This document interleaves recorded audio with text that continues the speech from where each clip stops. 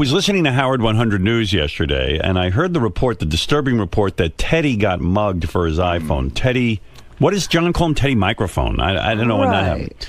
Teddy just got married.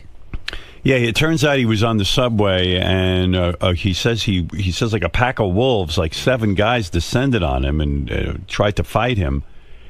Grabbed his iPhone, and then he chased them, and they turned around and looked at him, and they said to him, "Hey, Teddy," or whatever. They knew him? No. They said, "Hey, look, guy, stop chasing us. You're being foolish." Like, they almost said, like, what do you want to get your ass kicked? Asking for trouble. And Teddy thought about it, and he said, maybe this guy's giving me good advice. But the odd part of the story, and why I want to speak to Teddy, because this is upsetting to me, Teddy has one of those apps where he can track where his iPhone is, exactly where it is. He says, "Here it is. I know exactly where my iPhone is." And so he called. Why is he chasing them? Well, he called the police, and the police wouldn't do anything about it. He said, "Would you send a car over there and get my iPhone? There's been a crime." Well, this is horrible because obviously these people are predators. Yeah, I don't understand that. I mean, here we have the technology to get the guy's iPhone back and catch a bunch of marauders. Why would the police not? I don't understand his story. It doesn't add up. It doesn't make sense to me. I believe the police would go check it out. Why not?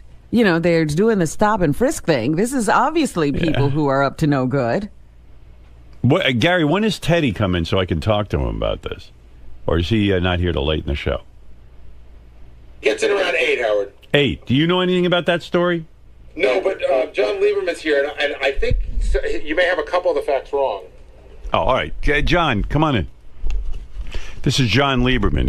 He's made his bones on the Tim case where Tim shit in the bathroom, and he... now we look forward to every report. He did DNA swabbing and all kinds of things, and all of a sudden he's like top reporter around here. John Lieberman got 18 on the ugly meter app. Yeah, a lot going on around here. Yeah, who knew? So Teddy went out drinking Sunday night with his new wife. Right.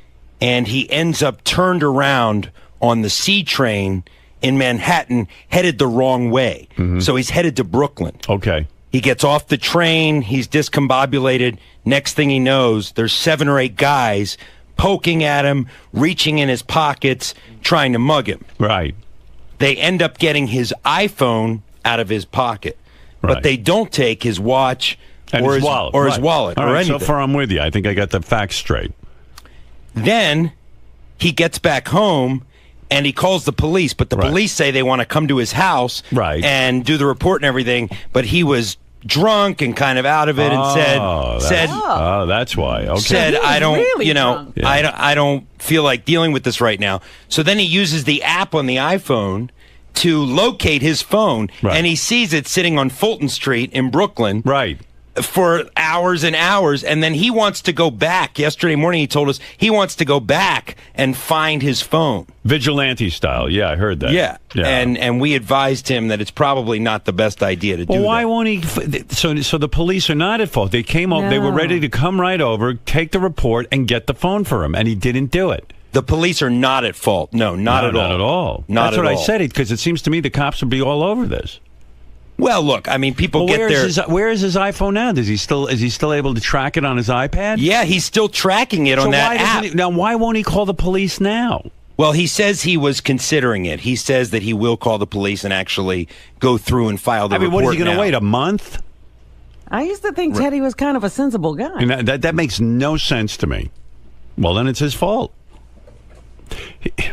He'd rather go out on his own and try and tackle these guys and get killed. Yeah. I mean, he was saying back there yesterday, that he wanted to go and... Why don't you, as a reporter, go see who the guys are and interview the guys who took his phone? Well, people on Twitter were like, go out and live tweet finding Teddy's phone on Fulton Street in Brooklyn. Yeah. So do we know where Teddy's phone is right now?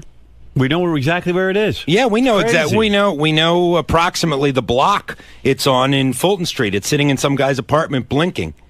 Hey, while I got you here, yes, I mean that story makes no sense to me. I don't understand it. I don't understand why he's not calling the police.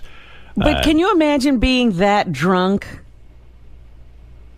No, I mean you can't even call the police. You can't get involved. How drunk are people getting also? What is he that? did. The interesting thing is he did call the police, but once he found out it wasn't going to be a snap your finger process, I mean, they had to come out, write a report and everything like that, and he just said, you know what, I'm going to bed, I'll deal with it in the morning. And then in the morning... He didn't deal with it. He still hasn't dealt with it. That's just odd to me. That's a fascinating man. I would like to interview him about that. Well, I would also... I mean, was his wife with him? Yes, his new wife was with him.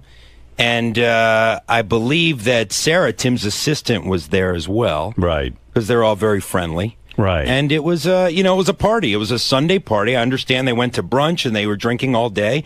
And sometimes, when you go the wrong way on the C train, you can get into trouble. You're so drunk you don't know how to get home. Right. He probably, was out of it.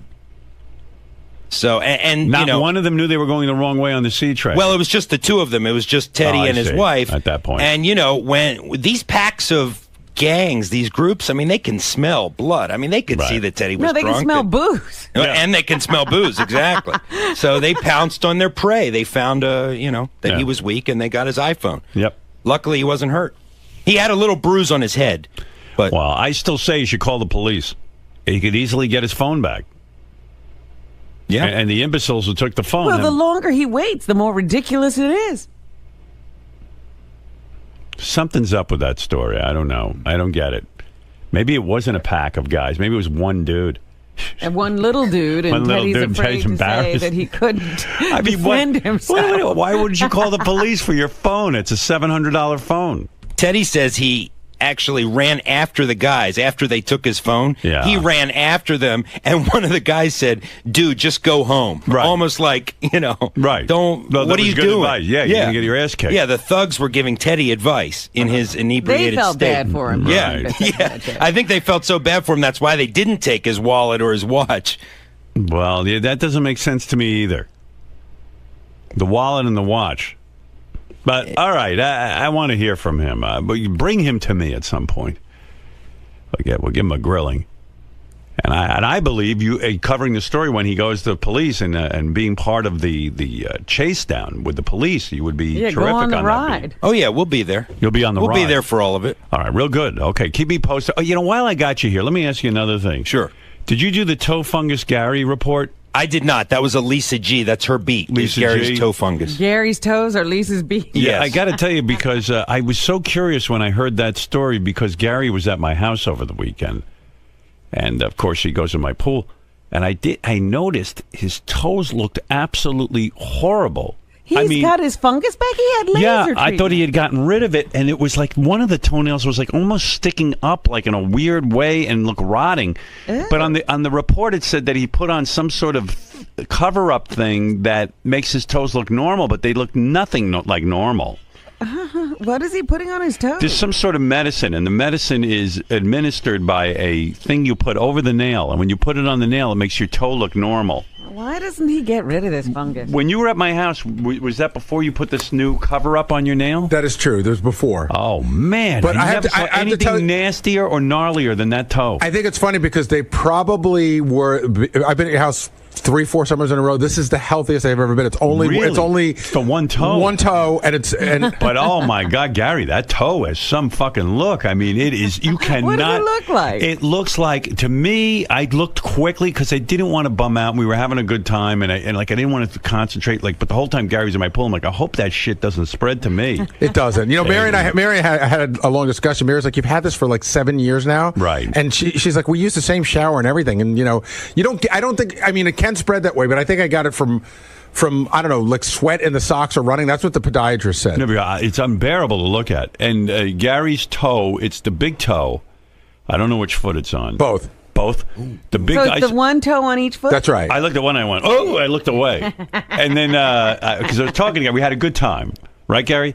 And the big toe, and then it looks almost like the nail is lifting off the foot and it's sticking almost straight up in the air. It's weird. Yeah, I think you must have glanced and seen that, but that's not what it looks like. What does it look like? It's just discolored. You want to show? No, but doesn't it stick? It's no, like all it's not. It's not super thick. No, it's not any longer. I keep them trimmed. It's not any longer. It's not sticking up. It's just It's not discolored. bubbly. Should we see it? It's Well, like, now you would know because now it's been. I had this weird process where it's cosmetically covered up. it's cosmetically covered up, but the cosmetic stuff that they use also has medicine in it that's treating it. Oh. I mean, can you imagine what this is? They've been treating this thing for years. It can't be killed. I've had friends who have had this I've had friends who have had it for 10, 15 years. It won't stop. I've had the laser treatment 3 times, which got rid of everything but the one toe. but the one toe. Why is this toe so... I don't know, Robin. You're a nurse. Tell me. It's a mess. You never saw anything like it. And you're saying it looks normal now with this thing on it? It looks more normal. In other words, if you stared at it, you could tell that there's something going on. But if you glanced at it, guarantee you, Gary's nail is thicker than a normal nail. It's bubbly, like almost like it's. well, you can't tell now it's covered. You think the cover is good? I bet you the cover's bad. Remember, he thought his teeth looked good. His teeth used to be good, Right. and they were terrible. I mean, my God.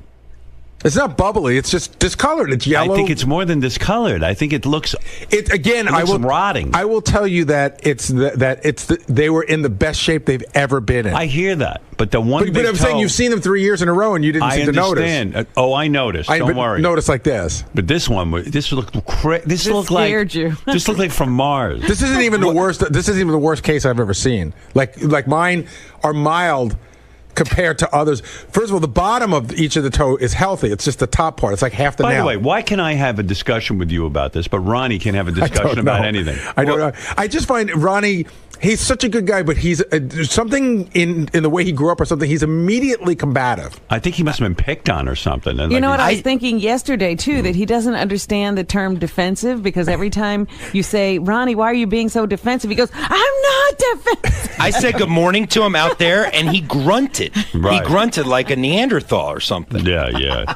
I mean, He's very upset. you can't even say good morning to the guy anymore. Nah, he's He was. I got to tell you, yesterday we spoke to him on the wrap-up show. Yeah. John and I got off the wrap-up show. It was the first time where we just, John and I, we sort of recap, Right. And we were like, I think we felt sorry for him. He seemed very defeated. He's a confused guy. And he seemed very upset, and he seemed really shaken in a sad kind of way. Really? Well, he thinks everyone's out to get him, but he's does. paranoid. His button is when anybody says anything about his lifestyle, like when Scott DePace questioned the going out with strippers, when the psychology guy questioned the swinger lifestyle, that's his Achilles heel. When anybody questions the way he's decided to live his life, that seems like he just explodes. And He goes Howard, nuts, yeah. and at dinner last night, Lucas was here for the wrap-up show yesterday, so he saw a lot of what went on with Ronnie. Right. And at dinner last night, Lucas was really upset in the sense that what he doesn't know the show, so what he got was that there was a guy that came to the wrap-up show, Ronnie, who he's met before, who seemed very sad, who seemed like he was going to quit his job because he was so upset about the way you talk about him.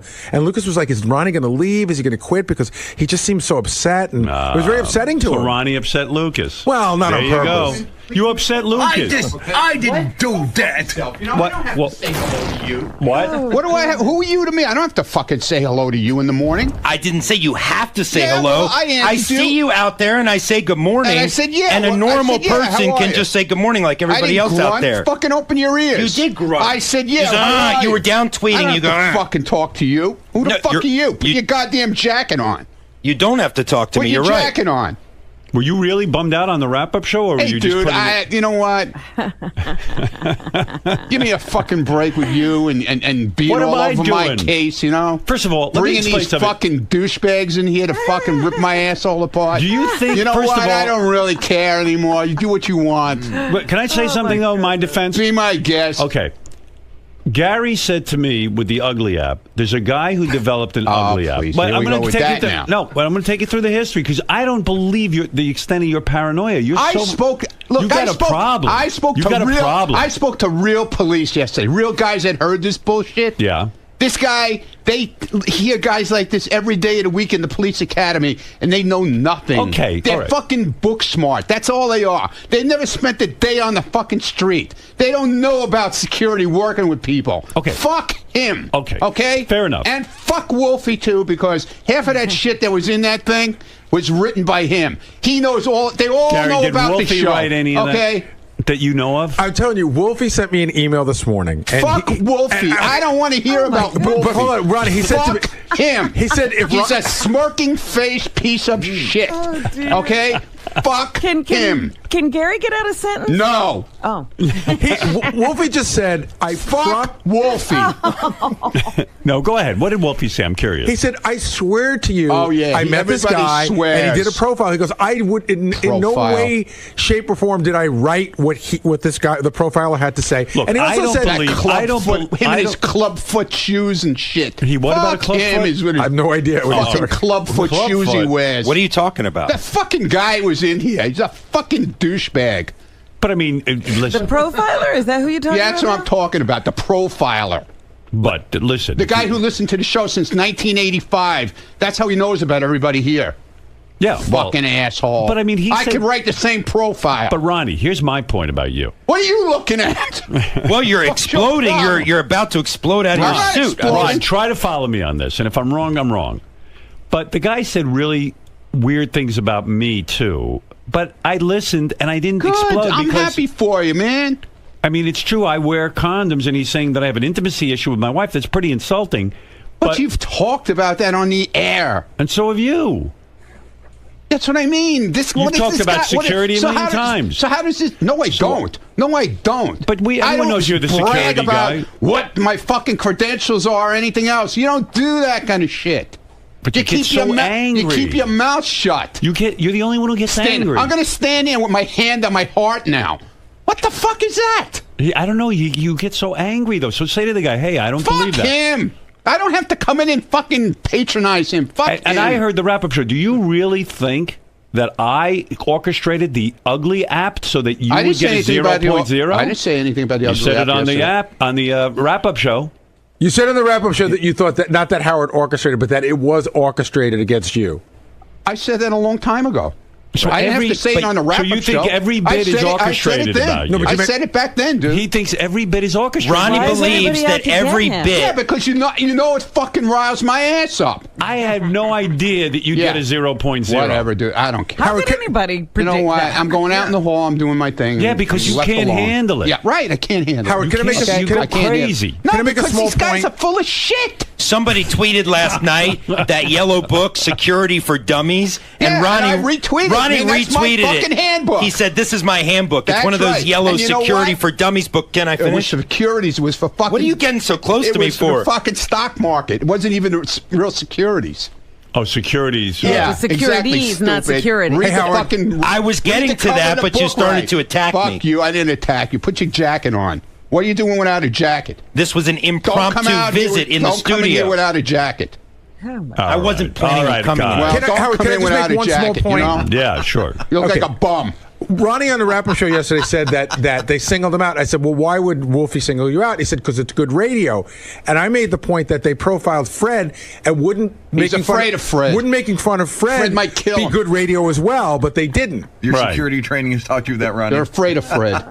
And then he's got an explanation. Well, I mean, you had a meltdown on the wrap-up show. I had no I idea. didn't have a meltdown. We sounded like Lucas. I didn't have any fucking meltdown. You scared Lucas? No, I didn't scare Lucas. You scare small I wasn't children. even yelling. Something's dude. going on because the past week you've been. Yesterday, I Don't asked you worry about about your me. new. I asked you about your new car, and you jumped down my throat. Oh, it's not your business. He has some kind of new pace car, It's all not your- all painted What? up. It's not that your my fucking sources business. told me. My sources told me.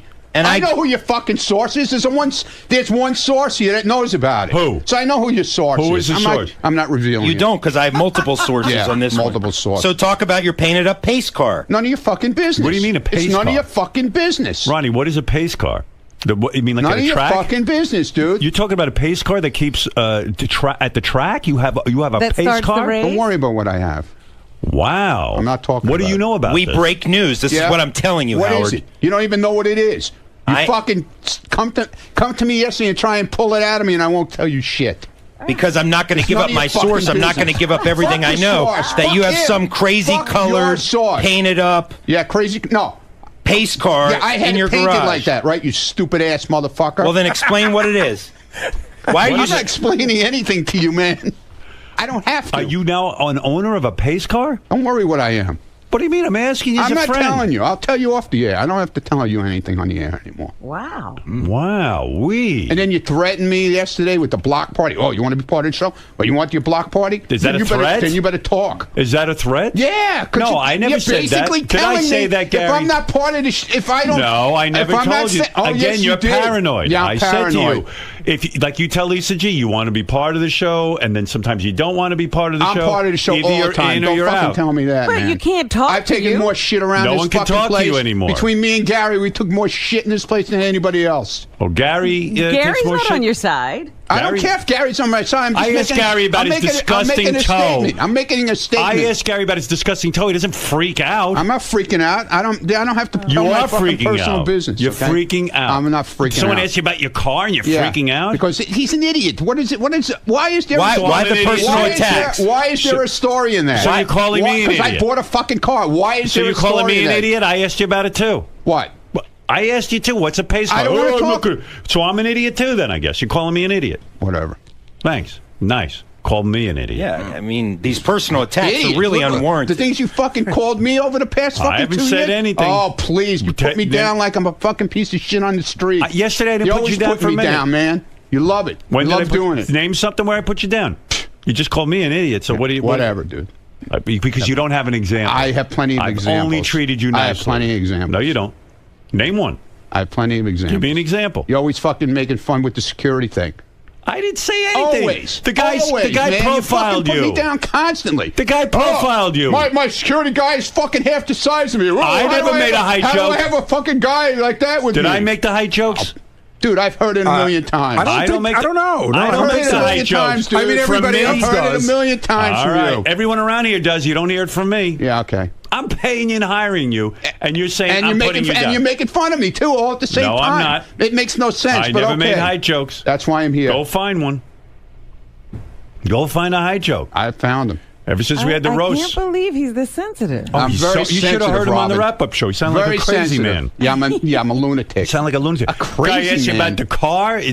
No, fuck him. I don't have to fucking answer him. What the hell Do is you this? hate everyone here who asks What's you it? questions? No. It's not like I asked you some No. incriminating question. Here, let me show you how he does it. Let me have this. That doesn't work. He walked. I don't. No. Oh, okay, I go just want to a little demonstration. Ronnie's holding a microphone. Okay. He wants a. This is radio, He Ron. walks up to you and he goes. He sticks this in your fucking mouth like this. He Go goes, ahead. Well, that's what's this I hear about this new car you got? Right. So what'd you say? Mind your business. It's none of your business. No, actually, you said something much more profane than that. Like what? Get the fuck out of my face. I don't have to tell you about my car. Yeah, exactly. Why can't you just say? Do I ask you about your car? Ronnie, why can't you just say I don't feel like talking about it? I do. That doesn't work with him. You just say, "Excuse me, I don't want to talk about it." Doesn't work with him. No, I stay on it And he because stays on it with that thing. He sticks it in your mouth. if like it's an issue, like it's somebody's cock. If it's an issue that people back there are talking about, I heard you, moron. If this is an issue that people back I there sure are hope you heard talking me. about, then I am Right, entitled you're a to ask newsman. him about it. He's the newsman. He's got to ask. it's not news. It is why- true. it's You not got a news. pace car. People It's not back news. there Why are are you talking I'm about not this. embarrassed. Why won't you talk about I your ain't pace fucking car? embarrassed. Why won't you talk about your pace car? It's a great fucking car. It's a So collector's tell item, us about okay? it. No, I don't want to tell you about it because it's the way you handle it. When you walk up to somebody and say, "Hey, listen, hey Ronnie, you know, I just heard something about from somebody that you got this really cool car." No, instead you walk up and shove this cock in my mouth and go, Cock. When did it become a cock? "He loves." You think it looks like a cock to you, and you think That's it's- right, and he's tempting me with his cock. That's his cock. This So is you his want me to cock. get another microphone that isn't a phallic symbol? Is that what you're I saying? talk to Lisa all the time. She doesn't walk around with that thing. But you stick it in Well, that's everybody's because mouth. you have ulterior motives. So with what Lisa. is this? You bought a pace car. Do you go to the track with it? No. And what, you drive it around town? It's a car. It's a regular car, but what does it have? Stickers all over it? It doesn't have stickers all over it. What does it say on it? How does one distinguish that it's a pace car? Because it says it. It says pace car. Indianapolis 500 pace car. Now, this is a car that you drive around in every day? No, when I feel like taking it out. Is this in addition to your other cars? Or Yeah. It is? Yeah. It's a collector's item. It has collector's insurance on it, everything. Now, what's It's so not like special it's a- about a pace car in the sense that it's... They only made 500 of them in that year. And why do you like this so much? Because pace I car? like cars, okay? Do you feel that people... You like your things, Yeah. I like cars. Do people that feel... bothered you too, I know that. No, I'm asking... I didn't do anything. I'm You were just doing so asking good, you. Ronnie, up until that. Do you feel people will think you're... I feel shit coming on. No, You know, I'm asking you... I'm paranoid, But remember? let it come on. Don't just anticipate it. Do you feel people will think you're in the race car business if No, you drive I don't a know. pace I don't car? care what they think. Doesn't it appear that you're in the race car business? No, absolutely not. Mm-hmm. That's it. That's the only question I had. Good. Do you wear a jumpsuit? When Yeah, I wear a jumpsuit. Yeah, I wear a jumpsuit, a crash helmet, A helmet racing gloves. with the microphone. I don't know I'm in anything contact about- with my pit crew. I don't know. Is this common that people drive around in pace cars? No, Yeah, it's- they make 500 of them. It's a collector's item. People like to buy them because they're really into the. I'm like Jay Leno. You know, I collect cars. It's Why a do you- replica of the car that was actually used maybe that year. Oh, it's a replica. Yeah, it's not. It wasn't actually used at the Indianapolis 500. They made Right. 500 of them. I see. And it's a special thing to walk It's a around special with a pace edition car. Right. And it says pace car on it? Yes. Yeah. And then people will look at It you. has- Yeah, it draws a lot of attention when you're driving it down so the that street. bothers you too. Your hair draws a lot of attention too. You know that, right? Your hair? Yeah, his hair. He's got this whole thing going on. He won't admit he dyes his hair. Do you Everybody, dye your everybody hair? knows it, but okay. Ronnie, he's just trying to push my buttons. No, Do you dye your Let hair? me tell Do you like to push my unequivocally fucking buttons do not. too? I unequivocally do not You dye like my pushing hair. my fucking And it- buttons, Mr. He says- M26. and says look he how doesn't. defensive he gets. Look how gray it His is on the eyes side. There's no gray. Your fucking eyes are popping out of your fucking Look head. how gray it is on the sides. Okay, if I Yeah, you leave a dyed little it, bit. That's the whole idea. You Look are at my not going to rile mustache. me up, Ronnie. Look at my mustache. Look at all the gray I leave in it. You're scaring me with your laugh and the fact you're so close. Listen to me. If I use the product that you claim I use... You don't like that I'm close? How about when you stick that black thing in my mouth, huh? Excuse me? If I used hair color, it would be a much Yeah. better color. No. It is gray on the No, sides. you try to make it more natural looking, but you're not doing I a good swear job. You're not doing on a my good job. child, I don't dye my hair. Well, there you go. So there you go, Ronald. Are Yeah. we done? No. You always attack. You came in here. How attacked is it me. attacking I was out you? there minding my fucking Ronnie, business. how is it attacking Oh, wait. you? Here's Wolfie. Let's find out. I'm not talking to him. Hey, Wolfie. No, How you I'm doing? leaving for this part. What is it, Wolfie? Sorry. Here he goes Sorry. again. Oh, Yes. you're such a baby. Yeah, Just I'm a listen to baby. Wolfie. Yes, I am. So what do you have 'Cause to I say? don't Maybe he wanna wants to talk to an idiot. apologize to no, you. not him. He's a smirk, fucking Smug. Yeah, smirky, smug bastard. Egocentric to think Yes. that I spend any of my time. Yes, you thinking do. about Yes, you do. Because Wolfie's you point want, is, no Wolfie, one's- you want to be so part of this show, Wolfie. I know you would do anything to get your Hey, Ron, I don't airtime. know that That's you why put you on brought the this fucking guy in here yesterday. Why did you listen to Wolfie I don't for a want to second? listen to him. I'm going to talk right over him. Why? I really don't give a Quiet shit about down. Wolfie. I give nothing, no shit about Wolfie. When we do our block party shows, he covers it in Pennsylvania. He'll only turn in interviews that talk bad about me. That's fuck Ronnie, you, Wolfie. Wolfie, go and fuck yourself, man. I don't give a shit what you say. I don't care what you say, Wolfie. I really don't care. Did you write what the profiler said? He doesn't about have any of to. us? Everybody knows what he fucking said. Wait a second. It's air. Wolfie- It's been talked about on Well, the can air. I ask him a question? No. I can't ask him a No, question. it's a fucking waste of time, man. Well, Everything that guy said yesterday, okay? We've talked. Everybody's talked about on the air, right from KC being whatever he was. You don't think he was right about Casey? That's what I mean. Everybody knew that, right? He wasn't saying anything. We talked about it on the air. That crazy. You are a paranoid baby. Yeah, yeah. Well, you said that yesterday too, Wolfie. Okay. You just so want to be here so bad, you know. I understand it now. I understand it, Wolfie. Wolfie, it's fine. I'm glad you got in here yesterday. I'm very happy for you. Wolfie. But you know what? You're not here every day, and I know you're going to cry about that. So Wolfie. it's fine. I don't. I don't need to be there. Oh, you do need to be here. You need to be here in the worst way because I know you beg for a job here. I know you beg for a job. You beg for a job here, Wolfie. Up there? You beg for it. Ronnie, You beg for it, dude. You won't let Wolfie talk. No. You beg What is that? for Is that it. your I know thing? he beg- You I filibuster? filibuster. You talk over everyone? Is that your thing? What? So that, yeah, it's okay for him to fucking It shows walk you're all insecure. over me. Well, Yeah, I am insecure. well, let's hear what he's Okay. got to say. I don't want to hear what he's got to say. I don't care. That's the whole I thing. care. Well, good. Then you can listen to it. I don't have to listen to it. Why do I have to stand in and listen to something I don't want to listen to? Why? Why do I have to listen to it? I don't have an answer for that. I could be in my pace car. Yeah, exactly. All All right, Wolfie, All I right. can't hear what you're saying anyway, so... Have a good day, Wolfie, and you'll All right, Mary keep Ann trying from to Brooklyn. get a job here. Mary Ann from Brooklyn, you're on the air. Hi, Howard. This is the best ever. Ronnie, you know I love you. Howard, he stands up. He's 60-something years old. He watches your back at AGT. I'm watching him from the box. I don't have a problem with him. He can't communicate with anyone. A guy I comes in here... communicate fine. Ronnie can't handle talking to anybody. I don't never wanna saw anything talk to like it. It's old school. He was born he's more like my age, and he feels very defensive, and I think All right. everyone's sort of picking on him. Maybe you're right, Joe. Go ahead. You're on the air. Ronnie, you are such a baby. Yes, I am. Of course. Ronnie, here's my point. Go ahead. Man, you bust balls around there nonstop. Somebody... Wait a minute. I bust balls around here?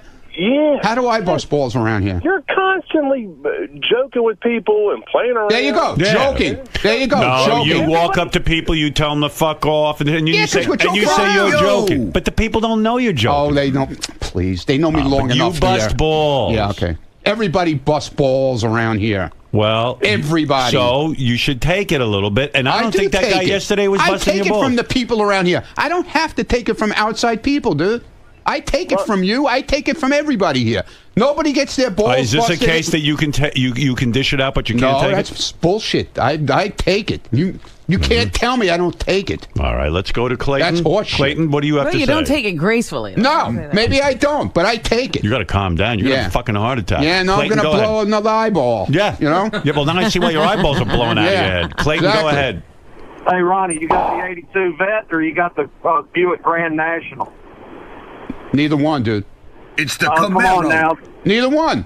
I'm serious. It looks like a Corvette to me, the one I Well, just that saw. one Yeah, it he is says he I'm doesn't saying have. it's a Corvette, but it's not 82. Oh, Ronnie, it's a I'm Corvette. sticking up. Ronnie, I'm sticking up for you. It's a And very it's not. sharp car. By the way, it's it's very, not. very sharp. It's car. not 82 pace car. It's a 78 pace car.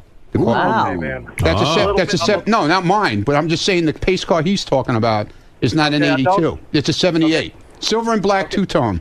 Ronnie, There are you you go, upset with the source for telling Thanks, John Howard. Lieberman about your car? You know what? It's part of the deal around here. I know. think you I know you who know it is. I know. I definitely know who it is. Who is it? I'm not saying. Who do you think it is? I definitely know who it is. Who do you, I'm wondering, is it Richie I didn't. Wilson? I'm not Wilson? saying anything. I just said I definitely know who it is. Richie Wilson? I didn't say anything. I'm asking you, who's the source? So you don't why? know? Because you would identify. Okay, I don't know. Okay. I don't. It was not me. Was not Richie? Did not say a word. I didn't say it was Richie. It was Did I say multiple Richie? sources anyway. I didn't say it was Richie. It was multiple sources anyway. Who are you Good suspecting? for you. I'm not. Why are you not telling me that? I don't care. I care. I don't care. Who do you suspect? I don't suspect anyone. So maybe you don't really know. I don't really know. You're right. I don't. I don't know. You don't know? I don't know. Don't Oh, know. wow. Boy, oh boy, you worked up. Yeah, I'm worked up. I mean, I've never seen you this worked up. Yeah, well. I mean, it's unbelievable. And when the things you said about me it were fucking terrible. bothers me when a fucking retard comes in here with club feet and fucking tries to rip my fucking ass apart about the job I do. He knows nothing about the job I do and how I handle people, really handle people when we're in a situation. So he can go fuck himself. Do you think He never handled a situation in his life. Here's a note I just got. Ronnie talked about the pace car at his last party, and John Lieberman was there. So What party? Who needed a source? I don't know. I actually don't remember Yeah, hearing so about maybe it I there? did talk about it that day. Whatever. That's what I'm saying. He's my source. Let me see. What Let is me that? see if that's the right picture, Gary. Is that Ronnie's pace car? Let me Is that see it. Is that your pace car? Let me see it. Pace car. Absolutely not. Absolutely not. Absolutely not. Nope. Can you imagine him driving around in his pace car? How often do you do that? I'd like to see that. When the sun shines. Yeah, what's a nice day? You take it Come out out. in the rain or it'll never come out in the rain or the snow. Do you drive it at high speeds? No, absolutely not. How fast can your pace car go? Must be able to go very quick. It's a Corvette. It goes as fast as a Corvette goes. What's the top speed it can go? I have no idea. I never tried it. Have you used it on any bridges and tunnels in the city? What? Have you driven it into any you're gonna go look tunnels? at cameras? Yeah. No, I haven't. No, I haven't. Because I never even. It came from Kentucky and it came on a truck, so I've never brought it across a bridge yet. Okay? Was it delivered to your home?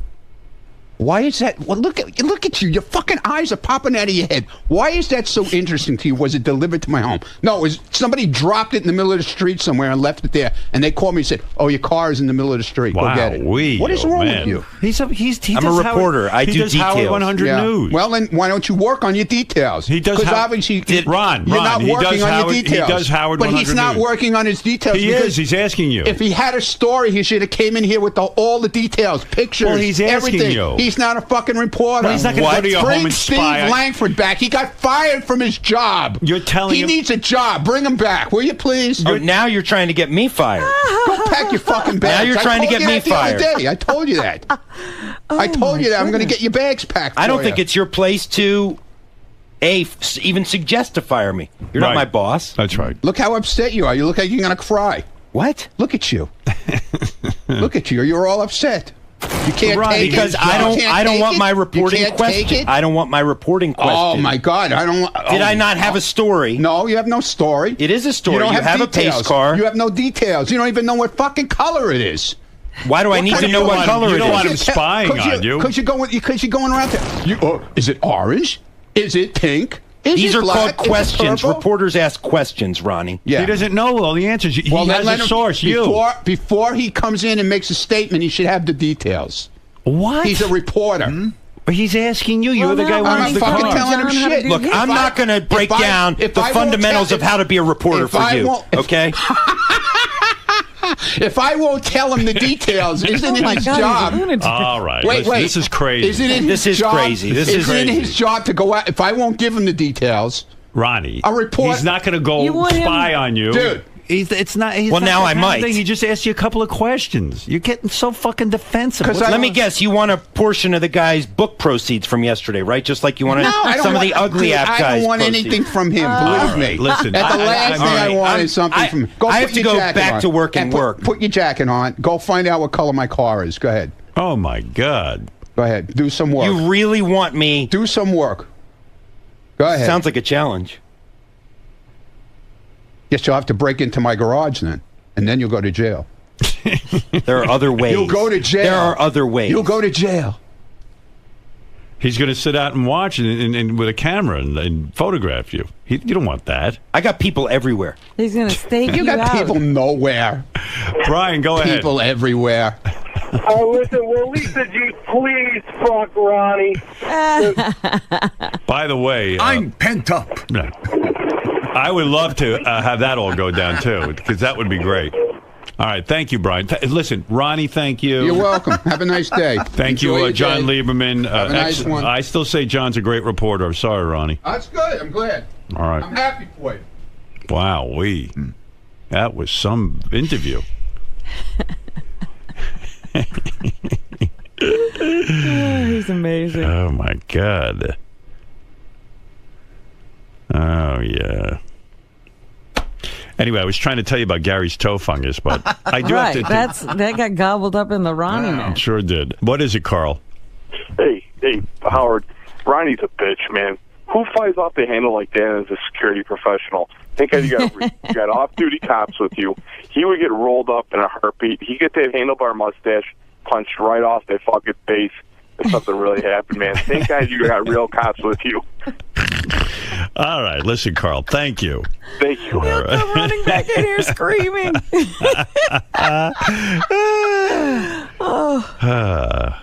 What is it, Gary? That's the car. Oh, that's Ronnie's car? It's got more than a decal on it. Oh, my God. It's a whole those thing. cars are really painted up. Official pace car, and then it's got Corvette written across the glass. Because I forget what Everything kind of but car it Ronnie's is. name is on the car. Yeah. Fred, you are into cars. Do you understand this at all? I don't get the whole Indy car thing at all. Right. I think it kind of looks retarded. You think it's silly for a guy that age to be driving around? And he's got that in his garage now. I don't know. It's kind of like, it's like an adult version of like a Power Ranger or something. What does a thing like that cost? Is that an expensive? It's funny. Piece of change. It is because they probably get you when it comes out. I don't know the collectability on those cars, to be perfectly frank with you, but some of them don't necessarily go for any more than a regular. I think there's collectability because it's 1 of 500. So if you can find someone who's interested in it, then they probably Right, it has to be the same kind of. But the only thing I think that makes it distinctive that Ronnie has are the decals. Yeah, but I wouldn't want to drive around with stuff written all over my car. But I don't even want to have like a vanity plate. Right. But and he the likes whole that. thing is when you drive around in a car like that, everybody's looking at it, wondering what it is. Well, also you're driving around and people are assuming you're something tied in with the race car community. Well, right? sometimes you don't even, because I always see, guys with race cars on a flatbed as they're coming to and from races, and everybody on the road is looking at the car. Right. Well, Ronnie will be driving this thing, so everybody will be looking at Ronnie. That's and what won't he they wants. assume he's a race car driver of some kind? Well, when you look at him, I'm racing in the HOV you're sure lane. that's not the case. Right. No, but I mean, it's sort of like if I... It assumes involvement. It's like if I wore a David Letterman jacket, you would think that I worked on the David Letterman show, right? Right. But and then like people would walk up and go, "Oh, what do you do on the David Letterman show?" I go, "I don't do that. I like the jacket." That's a perfect example because you could buy those in the gift shop next to Letterman. Right. Right, but I don't think Tony Stewart is driving around in a pace car. That's what I mean. Probably like that would be like me driving around in I don't know. A milk truck. Yeah, I mean... yeah. Are you right. a milkman? You're a milkman, aren't you? I just worship milkmen. Your information. Yeah. I am like a brony with a Corvette. Is that the car? For your information, okay? Is this the car? Tony Stewart owns a bunch of cars like that. He does? He collects He doesn't them. drive around in them. Yes, he does. But he's a race driver. But he Yeah, but belongs in one of those. Yeah. That's what he does for a living. He What do tells you have to you do? that, Ronnie. What are you talking about? In other This is- words, let's say I like the milkman industry, and I drove around in a milk truck. Why is this such a... Or one of those ice cream You know trucks. what? I love the ice cream. Why do you Ron, buy why- every new phone Do you that sell comes out? Mr. Why do you Softy? buy I every buy a new phone fucking because I want to be up this on the is latest something- technology. this And is it also something you works. like, Yeah. okay? This is something I like. Right. And that bothers you too. See, I don't get that either. No, I'm trying to understand No, it that. bothers It doesn't you. bother because me. you're making fun. You're making fun of it. I'm not. I'm asking. You are. You're making fucking fun of it. You assume it asking bothers you. You assume asking a question. You owned a Corvette for 3 days and you got rid of it because I didn't like it's it. not your thing. Right. This is my thing. I like cars. I'm sorry it bothers you so much. All right. Fair enough. Thank you, sir. We You can't talk. have a conversation with him. You can't because it's unfair, dude. It's unfair to talk to you. I could do this all You day. attack my I know, character. it's so You funny. attack my height. You attack my job, and now you attack my car. You've gone too far. You know what it reminds me of? Imus wears cowboy outfits, but he's not a Right. cowboy. Right. But he likes it. He walks but it's- around in that duster, and Yeah. you expect him to pull a 6-gun on you. Yeah, you think it's like Clint Eastwood from a spaghetti western, and like Imus walks around in that Cowboy hat. get up, and you go, well, like if you didn't know who he was, you'd say, "Oh, sir, what ranch do you work on?" And What rodeo do you ride? right, for? right, right. Yeah. Are you a rodeo rider? Are you with the rodeo? You would say, and he'd go, "No, what are you talking about? Don't say that to me." I just walk around like this. Right. And Ronnie walks around like a race car driver. All right, listen, I'd love Ronnie. Sometimes I put on a dress and pretend to be Danica Patrick. Ron, Yeah. why react this way to stories? I mean, you're only perpetuating the story. You're only Oh, keeping Scott's it trying going. to figure out my car. Forget it. He figured it out, he says. Yeah, what is it? 95. Well, anything's possible. Fair enough. Ron, Yeah. why keep a story moving like this? Yeah, If now, see, Lieberman will run in there now because somebody else did the work for him. I don't give out any. Somebody else did the work for him now. He'll go in and say to Scott, could you print me out a picture of the 95 now? Good. He came in Good. to me with it. Yeah, but I'm saying Lieberman didn't do that. That's his job to do. Not somebody who works in the office back here. Ronnie, why act so closely guarded about the story? Why not just own up to it, give your information, and move on? I mean, you know Why how should things, because you know how things It's not work his- around it's here. not You're his making fucking it. business. You're making it worse. It's not his fucking business. You're making it worse, I have Ron. people out here. Get the fuck out of here. I have a job to do. John, why do you think this has set him off so much? I mean, what's going on with Ronnie? Ronnie has been irked lately about a number of things. I think the psychological profile yesterday, whenever anybody pokes at his lifestyle or how he chooses to live his life, he goes off. And then whatever comes subsequent to that, he then goes off. So I happened to be in the wrong place at the wrong time when I asked him about the car yesterday. And a reporter's job is to probe. We ask questions to find out the truth. So I knew, Ronnie confirmed that he got a pace car. I didn't know all the details, but I knew the way to get the details was to bring it up on the air with Howard. And look, now we have the details. We have the year, we have the make, so Ronnie is just angry. I mean, that's no breaking news.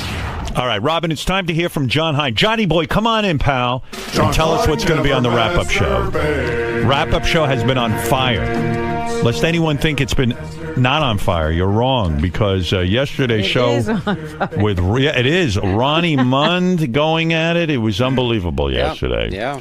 What are you going to be talking about today? You think that something is up with Teddy Microphone getting mugged and losing his iPhone. It's just weird that he doesn't call the cops and get his phone back. Where is that fucking guy? Yeah, he's here now. He's here. Explain that. Teddy, come here, just real quick. I don't want to spend all morning on it, but I wouldn't mind an explanation. I started out at 6 o'clock in the morning with this. Teddy. I did go. I went yesterday. Oh, you went to the police, but why would you wait? I mean, well, no. I couldn't go that night. Is your drinking out of control? No, what? It's average. Do you and your wife get just fucking slammed? Well, everybody gets pretty slammed in our circle. How many drinks did you have? I don't know, like umpteen. Are you that umpteen? Are you that fucking bummed out about your life? No, not at all. We're having fun. 8. We were with a huge group of people. It was just like super fun. I mean, it's what you can't have fun without getting completely fucked up. Yes, of course. Let me tell you something. I've cut my drinking back almost to the point. I don't drink almost. I know. I barely drink. Well, I mean, I might have one drink a week. I know. I know. Tell you, look at me. I'm having as much fun as I used to. Are you blacking out? I was browned out, I'd say. What does that mean? That's a little less than What's blacked going on with you? I You're a don't young know. guy. You're that miserable? It was just a really fun time. I don't know. It was you a think party. That's fun to black out?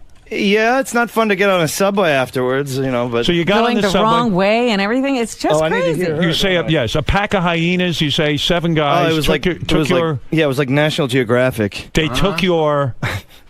What does that mean? Like, the wounded wildebeest and like all the 8 hyenas are nipping at it. Like, so you were drunk. You were on the C train. Yeah. And with your wife, and they surrounded you, and they took your iPhone from you. Yeah, I mean, they were all nipping at me, and I was kind of fighting them off. And then one of them, as we were getting back on through the turnstile, one of them got his hand in, grabbed the phone, and he was at some point, gone. you got to give up, because who knows what can happen. But I did go to the police yesterday. I mean, I called them that why wait night. 2 days? No, 1 day. One day.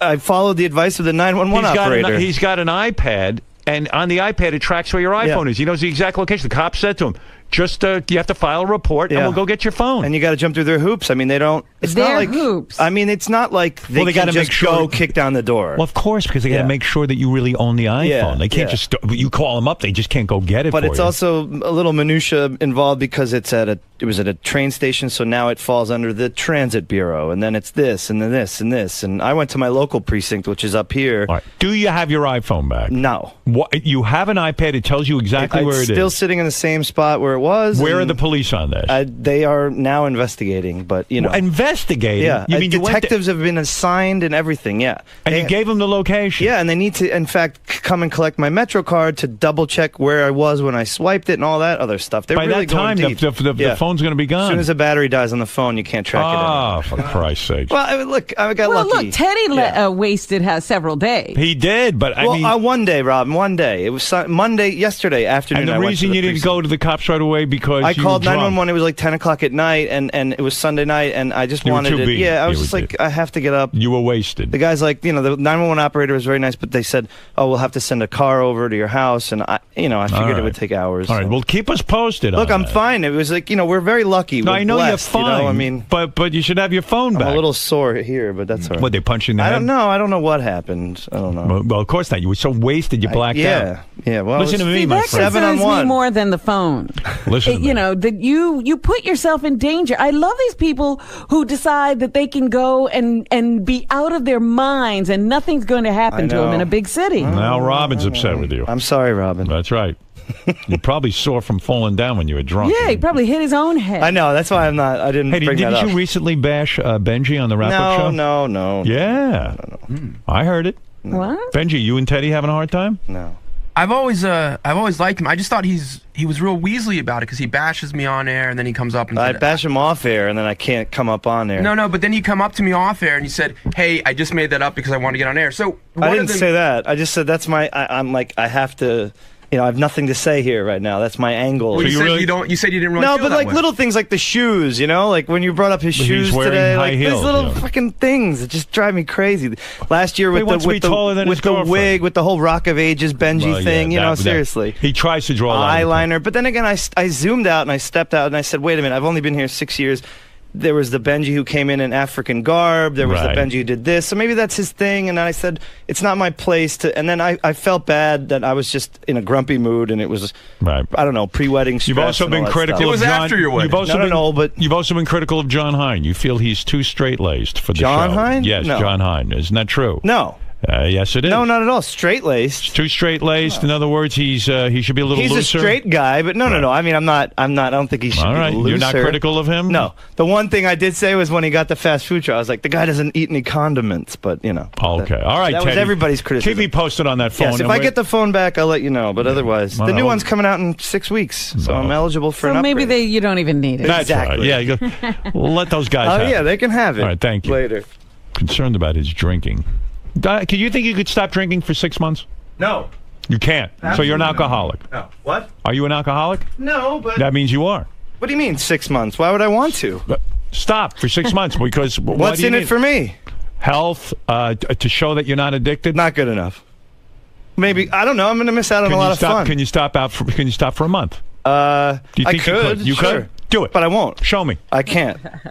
You're an alcoholic. You got to raise the stakes. You're an alcoholic. What do you mean? I mean, you're an alcoholic. No. You can't quit for a month. I can. I can do anything I want. I can do anything I put my mind to. Quit for a month. No. Why? Because why? Because I'm having fun. You're having fun. Yeah. Do you I'm have having any an other awesome kind of time. fun? Life without booze is not Yes, exactly. I'm not going to lose my arm. And let's go, baby. All right. Okay, you might have a problem. Well, we'll see. I'll cross that bridge when I get to it. All right. I know you've been right about a lot of things. Right about You're everything. I know I'm you're right, America's I know. judge. I know. All right. Thanks, Goodbye. Teddy. Right. Right, Robin? Right. Right. See, even Robin agrees. Teddy microphone. Sir. Mm-hmm. Obviously a tumultuous Sunday for you. Yeah, no big deal. I mean, I think I had it coming. I got robbed of my iPhone, and I did go to the police yesterday and filled out a report and, started the whole minutia, really jumping through all the hoops. Why do you say that? Why do you say that you think you had it coming? Oh, man, I was an easy target. I was blacked out drunk on the subway and going the wrong way, and then I don't know. I mean, I probably just stuck out, and I'm sure look at this idiot, and whatever. I mean, it could have been a lot worse. They didn't get my wallet or my watch or her engagement ring or anything like that. So it's just a fun. The whole thing's actually rather embarrassing. So. Well, I'm sorry to hear that it happened. It's all right. I'm lucky. I consider we were both very lucky. None of us got hurt. None of us got robbed majorly. So. And they can't rob you of your spirit. That's Ted. right. They can't take what's in here. Later. Hey, look who's on the phone. Dale Yeager. You know who he is? Yeah, he's the guy who was here yesterday that Ronnie lost his mind over. to talk to him. Dale, what's up? Hey, Howard. I'm sorry to bother you, but I heard earlier, I'm listening to the replay of the West Coast show. Yeah. Mm-hmm. And I hear Ronnie making a statement which is absolutely ridiculous and asinine. Which one is that? Well, he makes a statement. He goes, well, I've talked to real police officers, and they say they know these guys. They're all book smart. They hear them at the academy. Howard, I've been operational in the field. I'm operational now. I work on cases. I'm in doing interrogations. I'm not a guy who's just some college professor that stands in a room and gives theories. No, I tried to tell Ronnie that, but he won't listen to me. Ronnie's screaming too loud to listen. And you know what blows my mind is, of all the profiles I did, And I actually did one on Robin, but we didn't get to it. But of all the profiles I did, his was the shortest. Right. And he got the most upset. You know? Yeah, I still don't understand what he got so upset about. I don't either. And that's another thing, too. I wanted to clarify. I said that I believed, and again, it's not definitive, I believe that he, in his past, has done swinging because of all the stripper things. Well, swinging is when you have more than one sex partner at a time. 2 people or more. Mm-hmm. I don't think he understood what the definition of that was. I just wanted to clarify that. All right, Dale, fair enough. All right, thanks. All right, thank you. That's Dale Yeager, who is a professional profiler who got into a huge fight with Ronnie yesterday. Yeah, well, he's probably set Ronnie off again. He might have. I don't know. It's very possible. Ron. Yeah. Now that you've had some time to think about things, Yes, we played that. What? have your feelings changed now that you've had some time? No. Feelings changed about what? The guy's a fucking professor. Well, he said he has done some field work. He has. Yeah, he says he's still in the field, giving lectures. That's not the field. Seems like you're giving him a lot of power by not answering to him. He has no power. I talk to real police officers. They know about guys like him. They laugh at him. What else is in the news? What do they do? They laugh at him. How do they do that? Starbucks, Macy's, and other... Stop turning the radio off. I can't hear you. What did they do? They laugh at guys like Dale Yeager. And how do they do that? That's scary, man. That's right. I wouldn't come near Howard if you were Yeah, doing it's like that. a fucking Creedmoor laugh. You know where Creedmoor is? Huh? You know where Creedmoor is? I'd imagine it's about 2 feet in front of me right now. You never heard of Creedmoor? No, man. You heard of Creedmoor. I've heard of Creedmoor. You heard of Creedmoor. It's a mental institution. Yeah, I know Creedmoor. That's where Ronnie should be. So I was right. It was a couple feet in front of me. Yeah, that's where Ronnie should be. Locked up in it. I'd feel, speaking of security, I'd feel a whole lot safer if this interview ended. Good. End it. End it.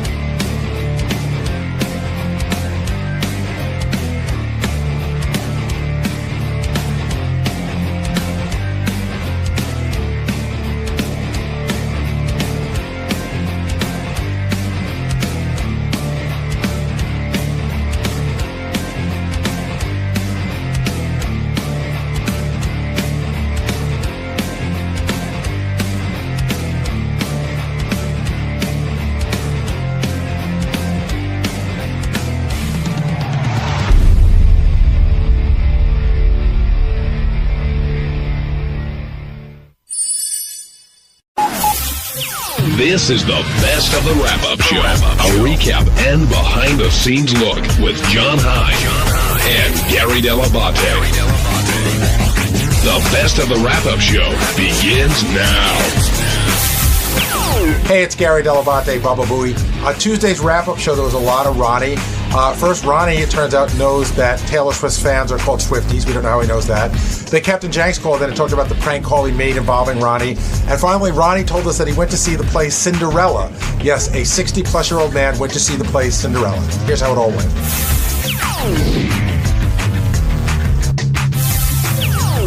Another argument that we had, sort of, I wouldn't say argument, but discussion we had before the show, and Howard picked up on it during the show, was about Taylor Swift singing along to all the acts. You know, some people felt that she was doing it for camera time. I'd ask JD, but he can't come down here right now. How come? What's he doing? He's in a meeting, but he does feel that way. I'm with as JD. Do you. And I and Steve both feel that she's a young girl who just likes music. I think that when you go to an event like that, where you're really the focus of attention, she's not just anybody going. Agreed. She's the focus of attention.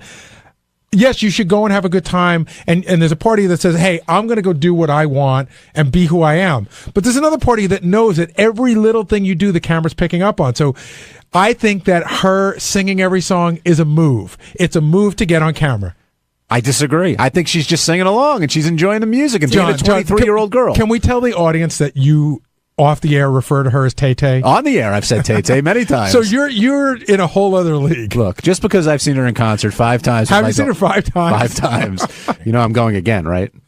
Are you? End of March. What city this time? It's local. Going to Newark. John's like he's like the Grateful Dead. He's like a deadhead for Taylor Swift. What do they call them? What? Taylor heads? Do they have names? Taylor head road groupies? Swifties. How do you know that? How do you know that, Ronnie? Don't worry about it. No, how do you know that? I'm smart. No, how do you know? I'm a goddamn genius. How do you know a Taylor Swift groupie? I have 2 teenage daughters. What's your reason? Yeah, I have a teenage girlfriend. Is that why you know? Is Stephanie a big Tay-Tay fan? She likes her. Do you like her? Not particularly. No, not for you? No. Not your speed? She is cute. I got to say, she's a cute kid. Yeah, she's, well, whatever. She's very all-American looking. Yeah. And I don't think her music's bad. Some of it, not all of it. Steve Brandano agrees. I see him shaking. I think it's funny because you don't think her music is bad. I'll give you 10 other artists that like dance around her genre that you would probably hate. That's true. I like her older stuff, like Tim McGraw. But anyway, let's get Ronnie. I'm glad. I like her Greetings from Asbury Park album. I'm glad you're here. Are you really? Yes, I am. Because before getting into David Spade, I did want to ask you about that prank call that Jenks did because apparently you weren't a big fan of it. Not that it wasn't a big. I mean, he got upset because I didn't knock him on the news. I just said I was, I'm friends with a lot of cops, and it was a whole cop thing, and cops were getting shot and killed that day, even. So was it not fun and not funny? It was his stuff is funny, but you know what? He got all bent. He started knocking me on Twitter because I said, because I did the news story with Lieberman saying, that I wasn't too thrilled about it, but, I didn't say I hated it. Do you think Jenks did the wrong thing by doing it? He never does the wrong thing because he's always doing those phone calls. So, He's done a couple of calls I think he wish he could take back. Are you pissed at him? No, not at all, but he's pissed at me. Jenks, are you pissed at Ronnie? Jenks, you there, buddy? I'm not pissed at Ronnie. I was just bummed out that because I thought he would think it was cool. When I did the prank call, there was no reports of anybody being shot or injured. I did it before any of that stuff went down, and but I didn't hear it till that night after this all went down and the cop was shot and then he had already died. And Jackson, in all fairness, nobody had been shot or killed that day. He'd already killed 4 people. But the thing is I don't do this to make fun of a tragedy or to make fun of people being shot or injured. I do it to show that these people on the news, after 25 years, they still can't stop it. They still don't check their sources. And, I let it out that it was a prank call early on. I didn't keep everybody on about it. And I kind of figured, Ronnie, it would be good for the block party. And I just could imagine all the phone calls that you must have fielded within the first 10 minutes after me doing that call. I agree with Jenks, by the way. I know he does these during some pretty weird tragedies, but to me, it's always a mad rush to be the first to get the scoop, and it almost seems like these news organizations care so little about what's going on and care more about getting the person on. And I agree, most of the time, 99% of the time, it's not a bad thing. There's like 1 or 2 that he probably shouldn't have done. Well, Jenks proved that, I thought, with this call. Jenks, she would have talked to you all day. What's that? She would have talked to you all day, it sounded like. Yeah, but I kind of got nervous because, again, I was thinking, well, if there are people, if you would have watched it that day, you heard that the reporters and everything, they were getting in the police's way from doing their jobs. So, me doing a prank call to that show was probably just, I think, was just comical. It was just to show that these people were so willing to put anybody on the air without checking any sources that I could at least get through and do it. I just didn't want to string anybody along. You know where I thought Jenks used to shine for me? Jenks, what is the Philadelphia version of, I guess up here, it's called the DOT. What is like the Department of Traffic, like the roadworks people? What are they called? Right. It's called PennDOT. PennDOT.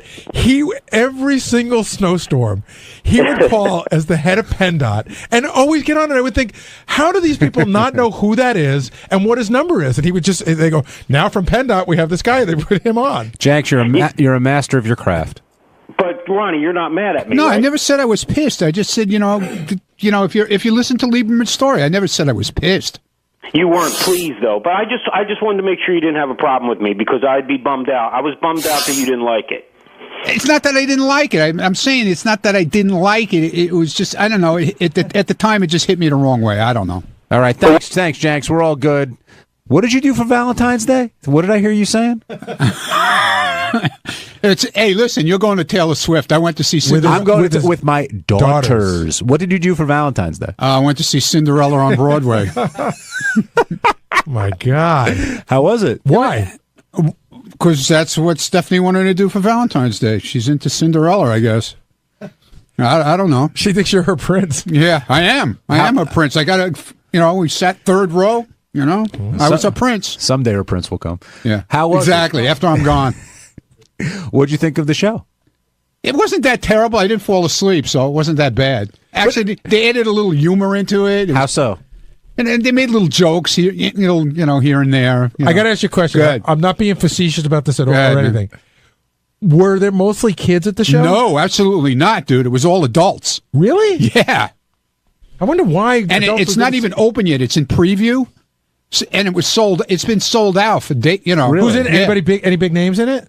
Not that I know. Not even in my day. No Angela Lansbury. No, there was somebody. I forget who it was. I recognized one name. Did they cast well? Was Cinderella? Yeah, she was hot. Yeah, she was definitely hot. Did she look good when she was working the house, or when she became, Oh, when she became Cinderella, she's in this hot gown. I'll tell you what, though, the live effects that they had on this show are amazing. Yeah? I mean, like, the dresses, they like changed right in front of your eyes, and you didn't even know they changed. Like Kelly Clarkson's dress at the Grammys. Yeah, exactly. They just spun around and bang. They were exactly. It was crazy. And I'm sitting like 3 rows back, and I'm trying to figure this out. You think it'll make it on Broadway? It's opening March 3rd. I understand. Do you think it'll stand the test of time? I think so, because a lot of kids, they're going to take a lot of kids to see it probably. But you said it was adults. It was adults. There was there were some kids there, but I'm telling you, it was mainly adults. Cinderella. Happy Valentine's Day. Yeah, it was great, man. I'm sure Stephanie must have been thrilled, though. Oh, please. Unreal. On Wednesday's wrap-up show, we talked a lot about Mark Cuban and him entertaining Shark Tank pitches from the staff. So Richie Wilson came in with his winning pitch, but Tim Sabean came in with his losing pitch, and Scott DePace came in to explain why he didn't pitch at all. Lots of fun, as always, on the wrap-up show.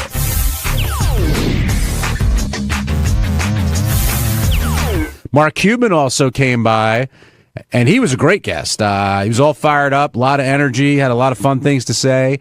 And then he had to sit through those pitches of Tim and Richie Wilson. I want to talk to Tim about his failed pitch. I want to talk to Richie Wilson about his successful pitch. I think everyone was surprised that Shittens ended up going over well with Mr. Cuban. Yeah, I think Tim was bummed out. I know he believes in his idea. He was excited about it. I wanted to pitch his other idea, which is a leash for a television remote. I'm sorry to give that away, Tim, but... You're talking about the thing like whenever you go to the shittiest hotel in the world and they have the leash on the remote control? Gary, don't let him know that. But his app to find, clean places to go to the bathroom, I know it exists, but apparently Tim's is a little bit different, but we really didn't get to learn the details because Mark Cuban shot him down pretty quickly. He went, eh. Yeah. Do you think that in Tim's pitch, it was necessary to tell Mark Cuban, a guy you're A, trying to get money out of, and B, a complete stranger, he could have just said, hey, sometimes you got to go to the bathroom. He didn't have to tell him that he shit all over the wall. That's what makes Tim, Gary. He didn't have to tell him, but he wanted to, add some color to the story and get him interested, and I understand that. Tim came to me afterwards. He's like, this app is going to kill. He's got it under control. Yeah, get Tim down here. I want to talk to him about this app. Did you know he put $8,000 into the app already? He told me 4, but it's going to take another 4 to get it to where he needs it to be. Oh, okay. So I figured it was the other way. He said 8, which means he's probably put like 16 into it. No, but the thing that I didn't know how to say this to Tim because even before he went in, I was getting texts like crazy or IMs like crazy that there's like 50 apps that already do this. But Tim was saying that they're not interactive, but I haven't seen them. I would think they would be. Yeah. In other words, if you're going to go look for a bathroom, it would seem like you just Instagram a picture of a clean bathroom. Richie Wilson, though, has put $8,000 less into his idea, and he got the endorsement from Mark Cuban. And I said, out in the hall, you guys were buddying up. Is this gonna happen? I put 8 minutes into this. That's all it was. Yeah, quick little idea, and he liked it. He was really cool about it in the hallway. I love the idea, by the way. As a frequent user of Man Groomer or whatever you call it, it's a great idea. Were you surprised that he went for it like that? No, because everybody I spoke to said it's a good idea. Like, I haven't heard anybody, no pun intended, take a shit on it. So what are you going to do? I'm trying to reach out to companies now about having it manufactured. I'm looking for, and if a company's interested, get in touch with me. And Rachel's at home right now. She's looking up manufacturing companies. Here's your problem, though. What about all the other people out there listening who are doing the same thing? I totally know that, but listen, it's out there. I mean, I knew that going into this, that I'm putting it out there. Did Richie copyright it in any way by doing it on the show? Can he take this tape and document this date as... Yeah, I mean, it serves as some type of copyright, but if I'm the manufacturer, I thought of that 2 years ago. Right. Yeah. And we've been working on it ever since. But you have to have proof of that, though. But that was exciting. I mean, look, he took you at first it was kind of goofy, but then a couple minutes in, he was taking you very seriously. For the simple fact, he didn't tell me to get out like he told Tim. Yeah. And he said that, and when he said there is something there, like I almost skipped a beat, man. I was like, there's a billionaire businessman liked an idea that I pitched him, and Ronnie told me he was laughing about it and loving it all the way down the elevator. He was cracking up. Even if you don't get a dime, at least you get that satisfaction of knowing that he endorsed your idea. Yeah, and he told me in the hallway, he said, you really should try to get on the Shark. He said, you really should try to come on. Oh, so get on the show. So as soon as if he would have been here with people, I would have asked him, is there a number? How do I get in touch? But I didn't want to ask him, like, hey, give me your email address. Are you going to change the product name if you have to get on Shark Tank? Because I don't know if they'll let you go on. I would do a Shittens brand, because for like a guy, like a hunter, they would love to use Shittens in the woods. Like, that would be great. But I would have to change the name, somehow. You got to change the name, because the place you need to sell it is the moms, and I'm not talking about that. Like, you can't get into Kmart or Target or unless you put BJ's like the pound sign and percentage or whatever, tens. You know what I mean? That's actually a better idea. Yeah. But even some of those places won't deal with that. That got me 3% of the company, by the way. You're in. You're in. You have 3% of nothing. I appreciate that. The other thing, I know other people were upset, Gary, because they wanted to pitch and didn't have the opportunity to do so. I know. We had I think we had 5 people out here altogether. You know who was supposed to pitch and declined to pitch was Scott DePace. And what happened was, basically, Scott DePace told me yesterday, I no longer believe in the video caddy. In a sense, he said 19 years ago, great idea. 9 years ago, great idea. He goes, things have changed. Everybody's got a camera on their phone, so I don't believe it anymore, and I'm not going to come make a fool of myself. Wow. Well, I also know this morning he was saying he didn't know about this segment till yesterday afternoon. Right. So he didn't. Well, that's okay. I mean, I think he wanted some preparation or to have a pitch. For somebody who's been working on for 19 years? I'm surprised. I mean, he's got a lot of pride. I know that, and he believed in that product for a very long time. Technology's changed. But for him to admit that, that's a big step. Now, do you think he did it just because he didn't want to do the pitch? I think he did it because he's out of video caddies and it doesn't matter anymore. I don't know if I don't know. Scott, if you're still selling, let me know. But I remember him telling me he sold out. I mean, the video caddy is 5 times bigger than the iPhone. Yeah, but you could still, you got the brand name. You can make a smaller or iPhone caddy, iCaddy. You could do something like that. We're all geniuses here when it comes to this entrepreneurship. All right, Scott DePace, you weren't able to. I didn't know you gave up on the video caddy. That was news to me. Gary just told me that. I sold the last video caddy 2 years ago, maybe. How would we know? How would we know that? I told you guys. I mean, it's quite obvious. I haven't had the website up for a year and a half. I don't know, because I check the video caddy website every day. No, it's funny. I mean, I just didn't know. At some point, it was definitely out there. I know it's not on your radar, but you knew at some point. Trust me. I said I wasn't doing it anymore. You're extremely entrepreneurial, though. It surprised me that you didn't pitch today. I mean, I've got other ideas, but with Gary, it was really odd. Yesterday, Gary came into the control room and said, "Are you ready for tomorrow?" Well, that's because Will had sent you 2 notes to 2 different email addresses, which I guess you don't check Lotus Notes. I do check Lotus Notes. Never got that. Here's the email. You can look at it. That's from last week with some other email address that I have no idea. You have 7 different email addresses. PatMedia.net I have not had in 12 years. How would I know that? And then the next one How would you know that? Because I haven't had it in 12 years. The next one is a Lotus Note address. Scott? I swear to God, I did not see that. I do see it here, so I'll have to go back and check.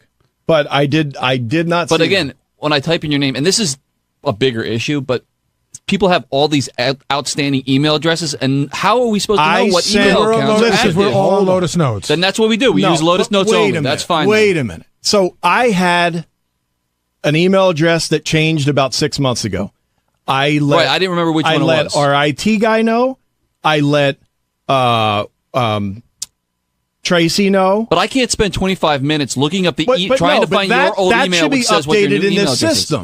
But that's not how it works. You know what? It's a bigger issue. That's actually a Lotus Notes. What else issue, can I do? But anyway, if you had an idea to pitch, would you have pitched something if you had more time? I have plenty of ideas, but I wasn't really prepared. I didn't know exactly what was going to happen. I didn't know whether I needed to have artwork and all this stuff ready to go. If it was just an idea, yeah, I've got ideas, but I didn't think that he was going to take anything seriously today. But he took Richie's idea no, very he didn't. Yes, he did. That idea is horrible. Oh my God, you're so jealous. He totally took that idea serious. serious. Horrible. It is not. You're not horrible. really going to do it. You're not going to do that stupid Scott, idea. you really don't think he took that idea a tiny bit serious? I think he was on the show and he wanted to sort of, but then why no. didn't he take Tim's idea serious? I think he did take Tim's idea seriously.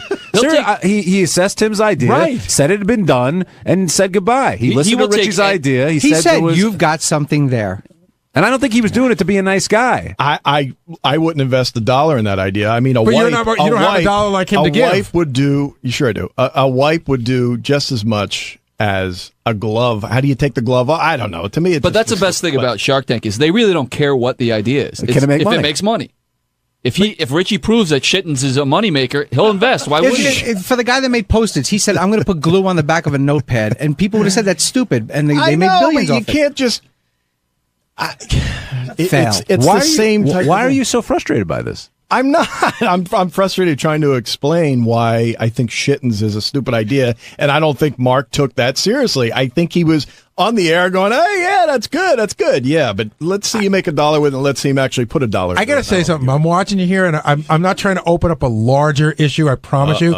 I just don't think you can revel in anybody else's success that isn't Gary, yours. that is not true at all. You come up with these thoughts that there's no accuracy to that. If Richie had made $1 million, that would be awesome. But here's a point. I'm simply saying that Mark, I don't think he was being genuine. And I disagree with you. What you're saying is you don't like Richie's idea. That I get. But Mark seemed genuinely interested in that. Why did everybody see that but you? I guess you guys aren't as bright as I am. I don't know. I don't know what it is, but I don't think he would put $1 into that fucking thing. What did you think of Tim's idea? To find a bathroom? It was an excellent idea. I think I can find a bathroom quite easily without an app. Why was Yelp so successful?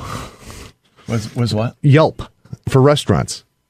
That's it. But that you're getting a review. You don't review a bathroom, how clean it was. No, I think that's what Tim is saying, that people are taking pictures and reviewing the bathroom. Here's a clean bathroom in a 25-foot vicinity. Well, listen, I mean, I could shit in a porta-john. My wife does want a clean fucking place, so maybe there is something to it. I don't know. I wouldn't invest in it. Tim, were you discouraged at all? I know you've put a couple bucks into this. No, not at all. Not at all. It just propels, and I love challenges. And let's follow through with this thing and see where the challenge goes. Where did you come up with this idea? It wasn't from the incident here. Well, no, it was. I was thinking about this, and I went online and I looked at a couple of things, and I saw what they were, and I saw how the ugly meter took off. I saw how Yelp worked. I saw that there were applications on the web or on iTunes and so forth that were that identified restrooms, but this has other layers to it and other services to a potential user. So I thought, why not? What other? I mean, I know you don't want to give away the tricks of the trade, but what other services could it possibly have? Well, there's communication. There's a rating service on it. There's other, community type things where you can participate. There's Wait, how do you participate in the bathroom? Because you tap your foot and you can find gay guys. Yeah, exactly. Yeah, exactly. So but you take pictures. You upload the pictures. People, it's like a lot like what Yelp is. Scott, what are you making faces for? You think this is a dumb idea? No, it's not. Of course, it's not a dumb idea. I don't know. I don't see. I think it's a really short time to guys just start putting pictures of their junk on there. That too. And then you'll be a millionaire. Exactly right. And Tim, you put $8,000 into this? No, not $8,000, but it's. I put about $4,000 into it just to check it out and understand it, and to realize what it's all about. You should talk to me. I've got plenty of good app ideas. How did the video caddy do? Why did you use any of them? Because I'm too ballsy to invest $4,000 like he did. I mean, I'm not ballsy enough. Right. Sorry.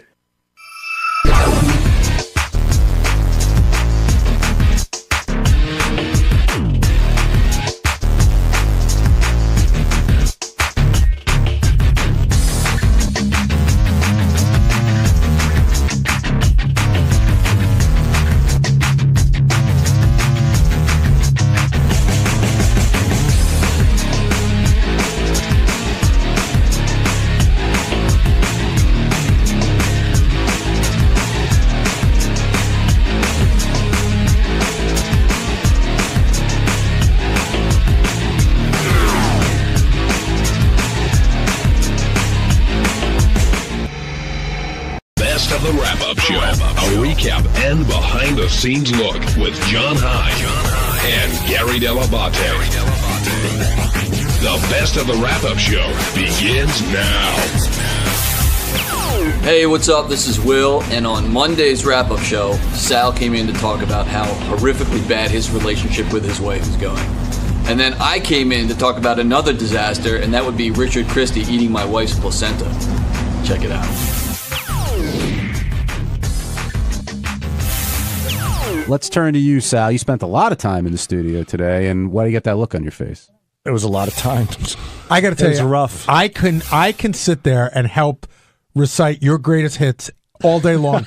It's like you don't even remember. You go, oh yeah, I do remember that time. You know, yeah. You fascinate me on that level. How you go and do things, and then and by the way, you don't actually ever learn. Like to learn something like Paula Deen hasn't learned it's wrong to say the N-word. Someone told her it's wrong to say the N-word. Right. And that happens to you a lot. You go, I learned my lesson. No, what you learned is not to say that ever again. Yeah, and it hurts. It sucks. But that's the way life is. Life is a learning experience. I know not to do things anymore that I used to do.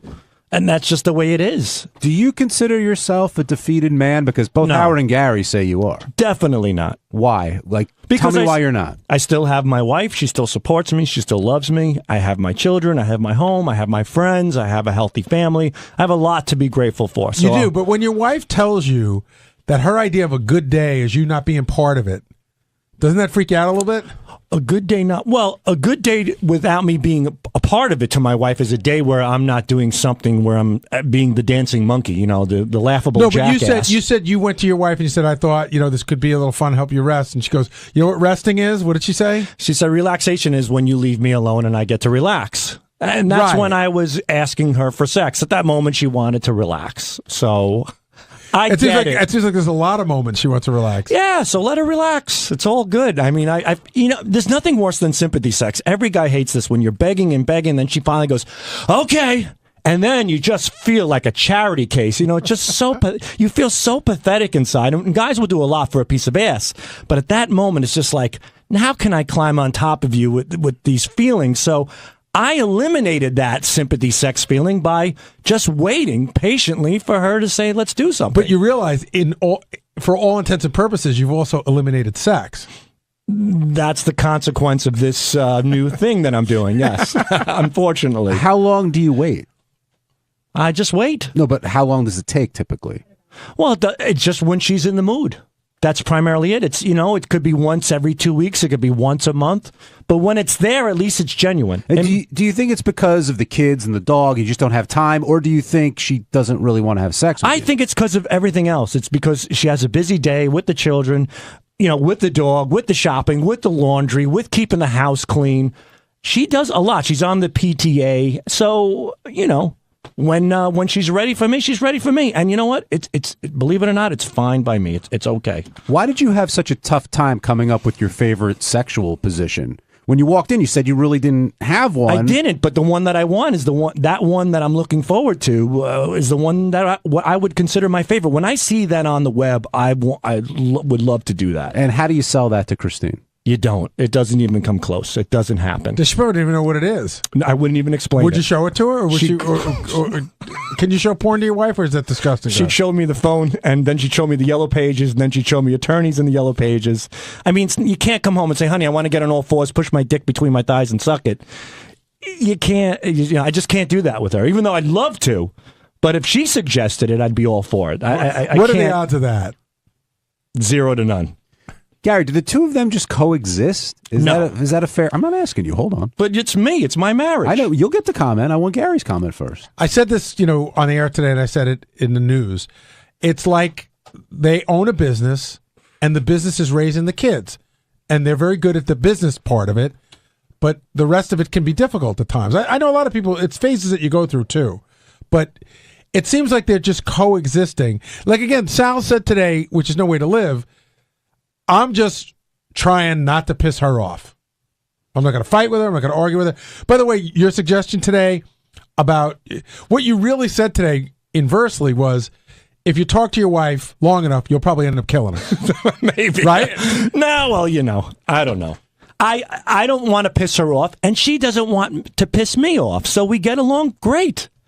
That's it. That's a good marriage. I've had so many people come up to me when we've had the downs and said, look, you have to do this, you have to do that, go to therapy. Half of those people are divorced. I'm still going. Hey, marriage is hard work. We all know Anybody that. can walk down an aisle. The hard part is making it work. But like you said, You know? Sal, every question that Howard asked you about your relationship, your answer started with 18 years of marriage. You must have said that like 10 times. We know you're married for 18 years. Badge of honor. And, hey, it's something you should definitely be proud of. Yeah. But do you feel that your marriage has gotten better over time, or have you Yes. just kind of settled into it? Considering what we've been through, we've prevailed. And yeah, I think our marriage is really, really good. And I'm proud of So what our are the marriage. things that you guys do for yourselves without the kids? Like we'll go to dinners, I guess, from time to time. We really don't do much without the kids. They're here for the summer with us. They're not going to camp.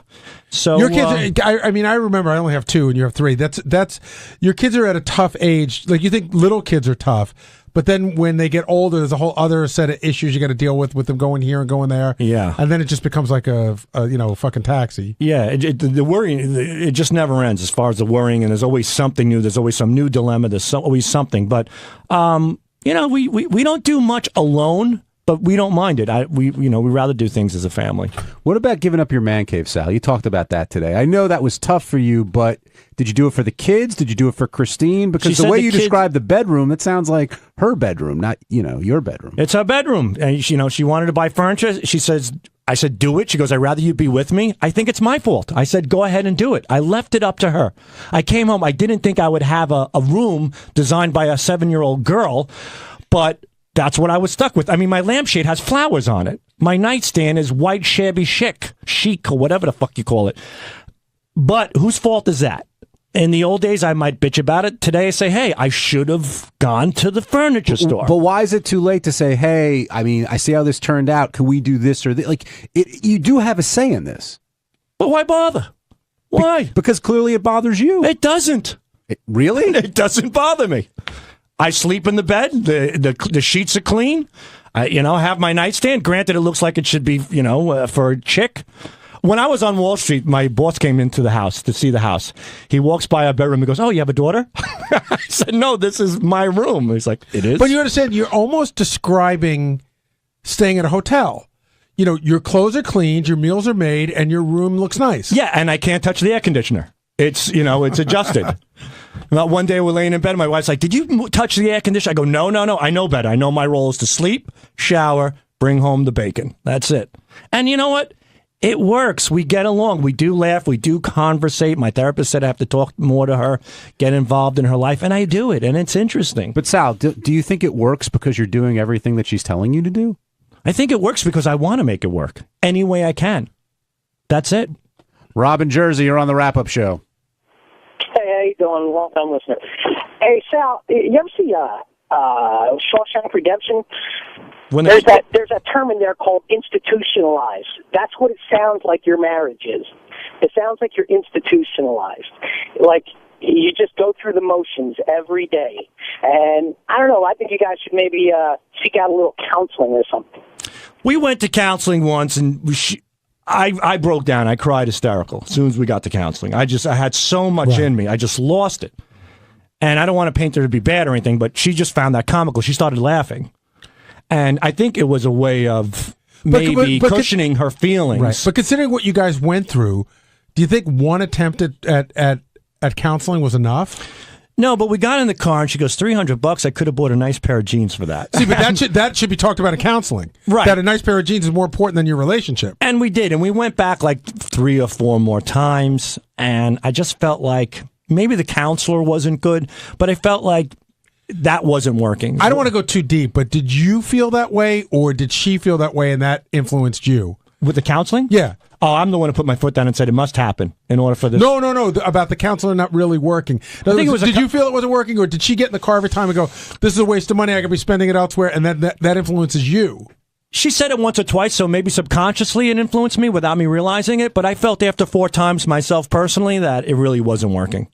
Give us a call as we move on to Richard's desire to eat Will's wife's placenta, which apparently is going to be fulfilled, Gary.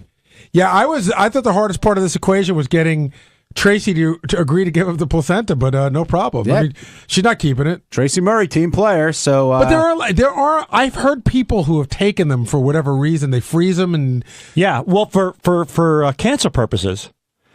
Because God forbid, like somebody needs a blood transfusion or whatnot, there's a particular, I'm not a doctor, but there's particular cells in there. If you save the placenta and God forbid something happens to your child, you might be able to utilize the placenta to help your child out. Sal, I know you're not a doctor, but does this placenta thing, like, are you good with it, or does it gross you out? It's horrible, disgusting, but it's great. I mean, I can't believe he's going to do it.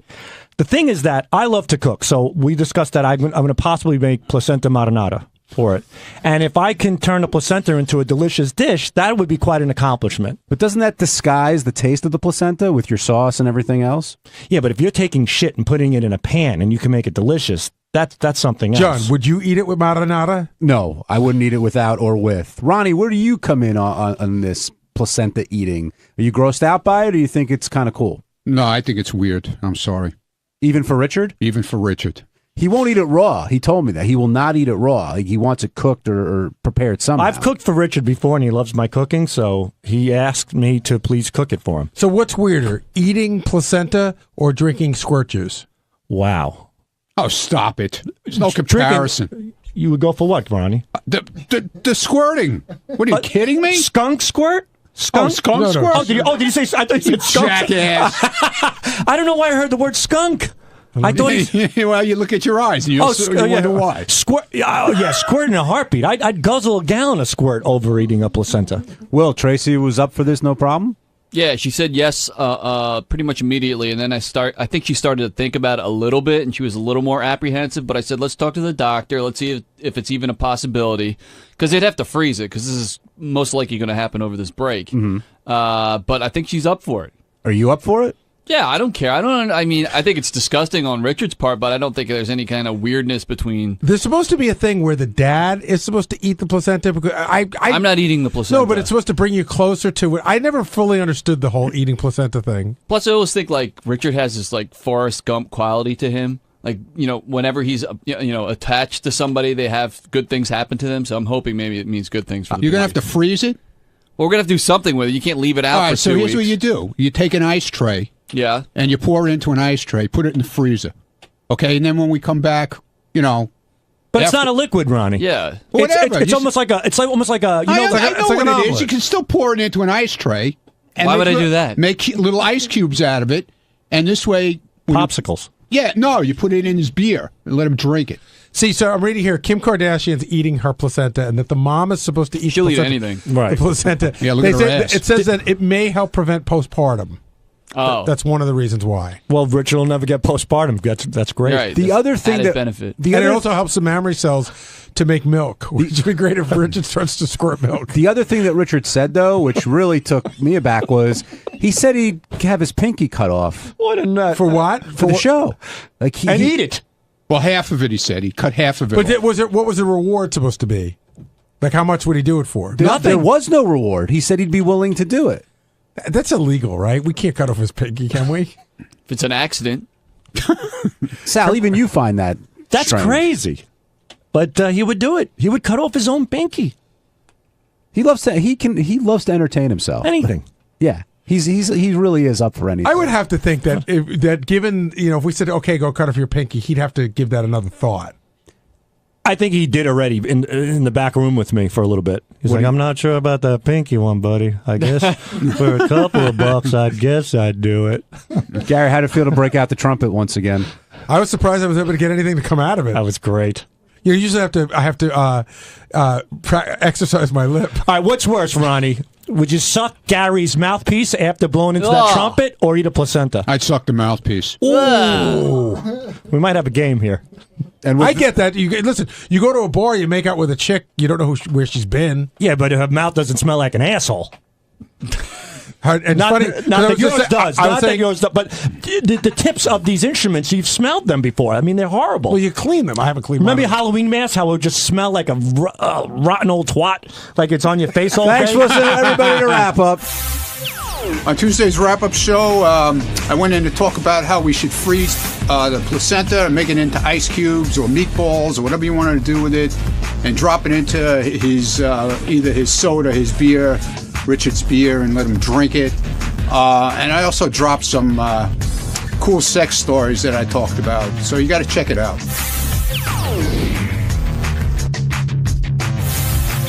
I'm going to start where we left off yesterday, and that's with the placenta coming out of Mrs. Murray, which will be any day, anytime soon. And everyone seems to have these plans for the placenta.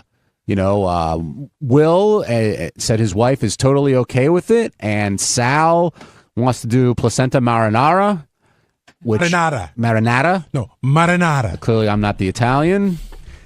And Ronnie wants to go with the ice cube theory. And Gary, in the intro, I was saying I still don't understand what Ronnie is planning to do with this or where that thought even came from. Okay, even if you think that placenta is a liquid, which it's not, why would you put it in ice cube form?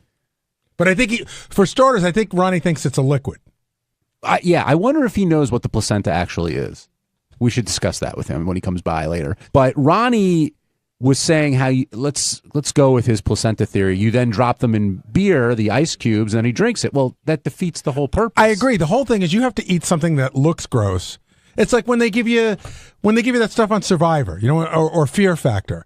You don't take cow balls and put it in a blender and put it in a drink. You want to have somebody chewing a ball. Yeah, and no condiments. I mean, you got to take it straight. No marinara. Thank you for saying that again. When the issue of placenta came up with you and your wife's birth, there was no, you know. I would say right now the issue never came up. Because? I mean, what issue is there? In other words, my wife had a baby. We never discussed anything. The placenta, the only way that word came up was it was something that was going to come out after the baby. So you don't believe in the wife eating it and all that? I think people get involved in such wacky bullshit. I tend to agree. Chris in New Mexico, welcome to the wrap-up show. Hey, Chris. Hey, John. How are you doing? Doing okay. What's on your mind? You know, the whole putting the thing in the ice cube tray. I mean, is he getting that confused? The placenta confused with like amniotic fluid, or I mean, what is Ronnie thinking? You know, I can't answer for him, but I don't think anybody can answer for Ronnie, but I think you're on the right track. I think he believes it's fluid of some kind that comes out when the baby is born. I don't believe he's sure what a placenta is. I don't think. I mean, he sits there and says he knows all this stuff about females, but I mean, the ice cubes is just ridiculous. He's very well acquainted with female genitalia, I will say that. I wonder if Ronnie... Right, but I think everything on the inside, he has no idea what's going on. I wonder if Ronnie takes any weird things. Like, I wonder if he takes, like, squirt juice and makes popsicles out of it. Like, he would do... Do you think he would do something gross like that? Wait a minute. You think he makes squirt juice snacks or something? I don't know. He just seems to be... Like, why? What's the ice cube thing? He gets upset at us because we're all hung up about we sex have a lot of and what you do, you know, whereas he does everything and then some. Okay, Ronnie's here now. We started the show talking off about your placenta plan because we're a little confused by it. Why? Because, well, what is a placenta? It's the shit that comes out when the kid comes out. And how would you describe the shit? It's kind of formed, you know, but you still could freeze it. So you could put it in little, you know, you could actually cut it up if you want, put it in a little cube, put it in a little ice tray. Placenta cube. Make little cubes out of it. So you're saying cut it up Make ice cubes out of it. What don't you understand about making ice cubes? Because you're putting something that's not a liquid into a tray that takes liquid. No, but you can mix it with a little liquid, put a little beer in it, and, you know, mix it up, and then make ice cubes out of it. It's almost like a piece of freezes. Well, it's almost like but it's like a piece of lobster. If you put a piece of lobster in an ice cube, then you have an ice cube with a piece of lobster in it. But so what? You put it in lumps and you put it in, you know. Right, but when it like you make Jello, like a placenta crab cake. There you go. You take the placenta, roll it around in some breadcrumb, put it in a thing of water, put breadcrumbs. You don't no breadcrumbs. I want it raw. Right. I want him to have it raw, and then you put it in, you know, put it in his beer. Let him drink jerky. It. We could smoke it. Yeah, exactly. Yeah. All right, now it's make meatballs out of it. Now it's making sense. But what Gary had a theory. Well, you should ask him, Gary. I just wonder, you're twisted in some things. I'm twisted. No, you get to when it comes to sex, you're very liberal. You're very liberal. Yeah, I am because I don't find it dirty. Right. So a lot of people are finding it dirty. Would you ever take you've never taken squirt juice and made a popsicle out of it? No. But would you? You could. You could? Yeah, exactly. You could. Yeah, thank you. Thank you, Ronnie Jr. Thank you. Would you ever do something like that, though? For the right thing, I would. Well, forget the right thing. I'm talking, you're pretty adventurous in your sexuality. Hey, I'm eating shit. I mean, give me a reason. Yeah, give me her squirt. I'll drink it. I have a question. Has Stephanie ever come to you? All right, I'll tell you what. Forget Stephanie. Has any girl ever come to you with a sexual request that you wouldn't do? No. Wow. Have you ever gone to her or any woman with one that they wouldn't do? No, actually, if you play it right, a girl will do anything. It usually starts with putting on the Met game. What's the craziest thing that you've done with a woman?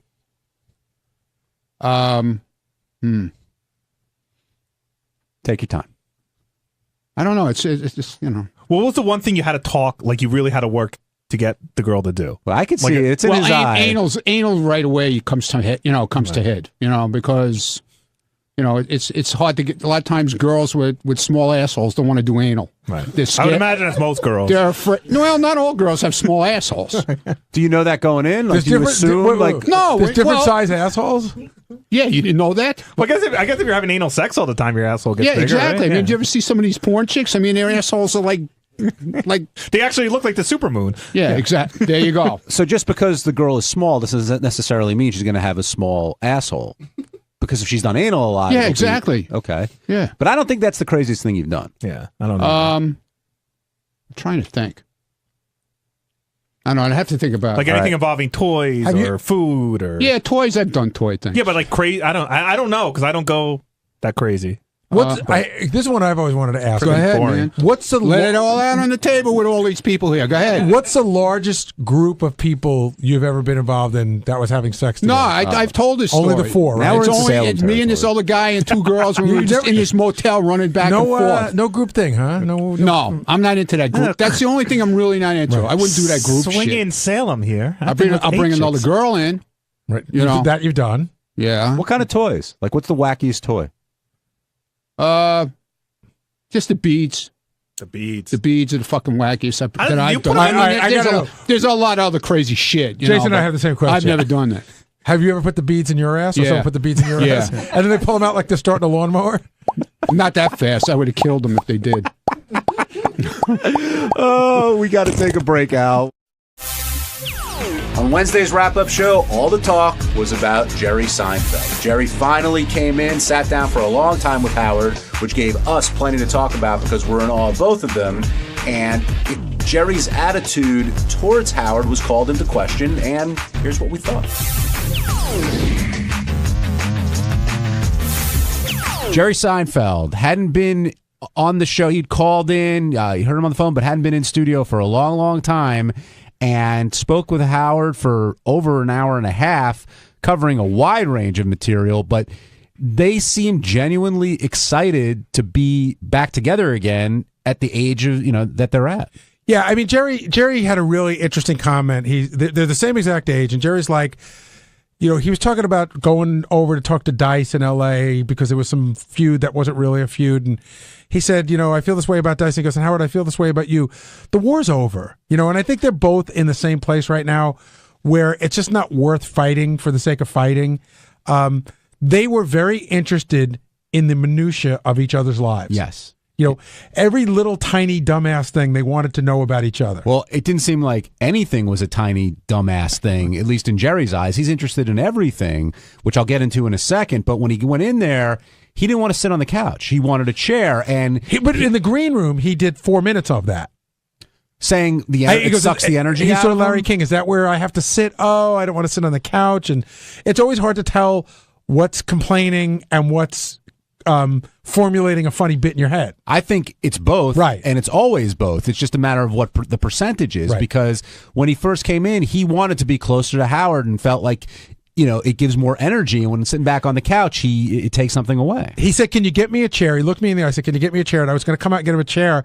And I got to the back little door, and Howard goes, "Oh, Jerry, just be quiet and sit on the couch." Would you say it's fair to call Jerry irritable? Jerry calls himself irritable. I know. Howard keeps saying angry, but he says irritable. And there's actually a really good interview in Entertainment Weekly where he talks about how he had Letterman on his show, and as soon as Letterman got there, he was irritated. And Jerry talks about how he can feed into anybody's irritation.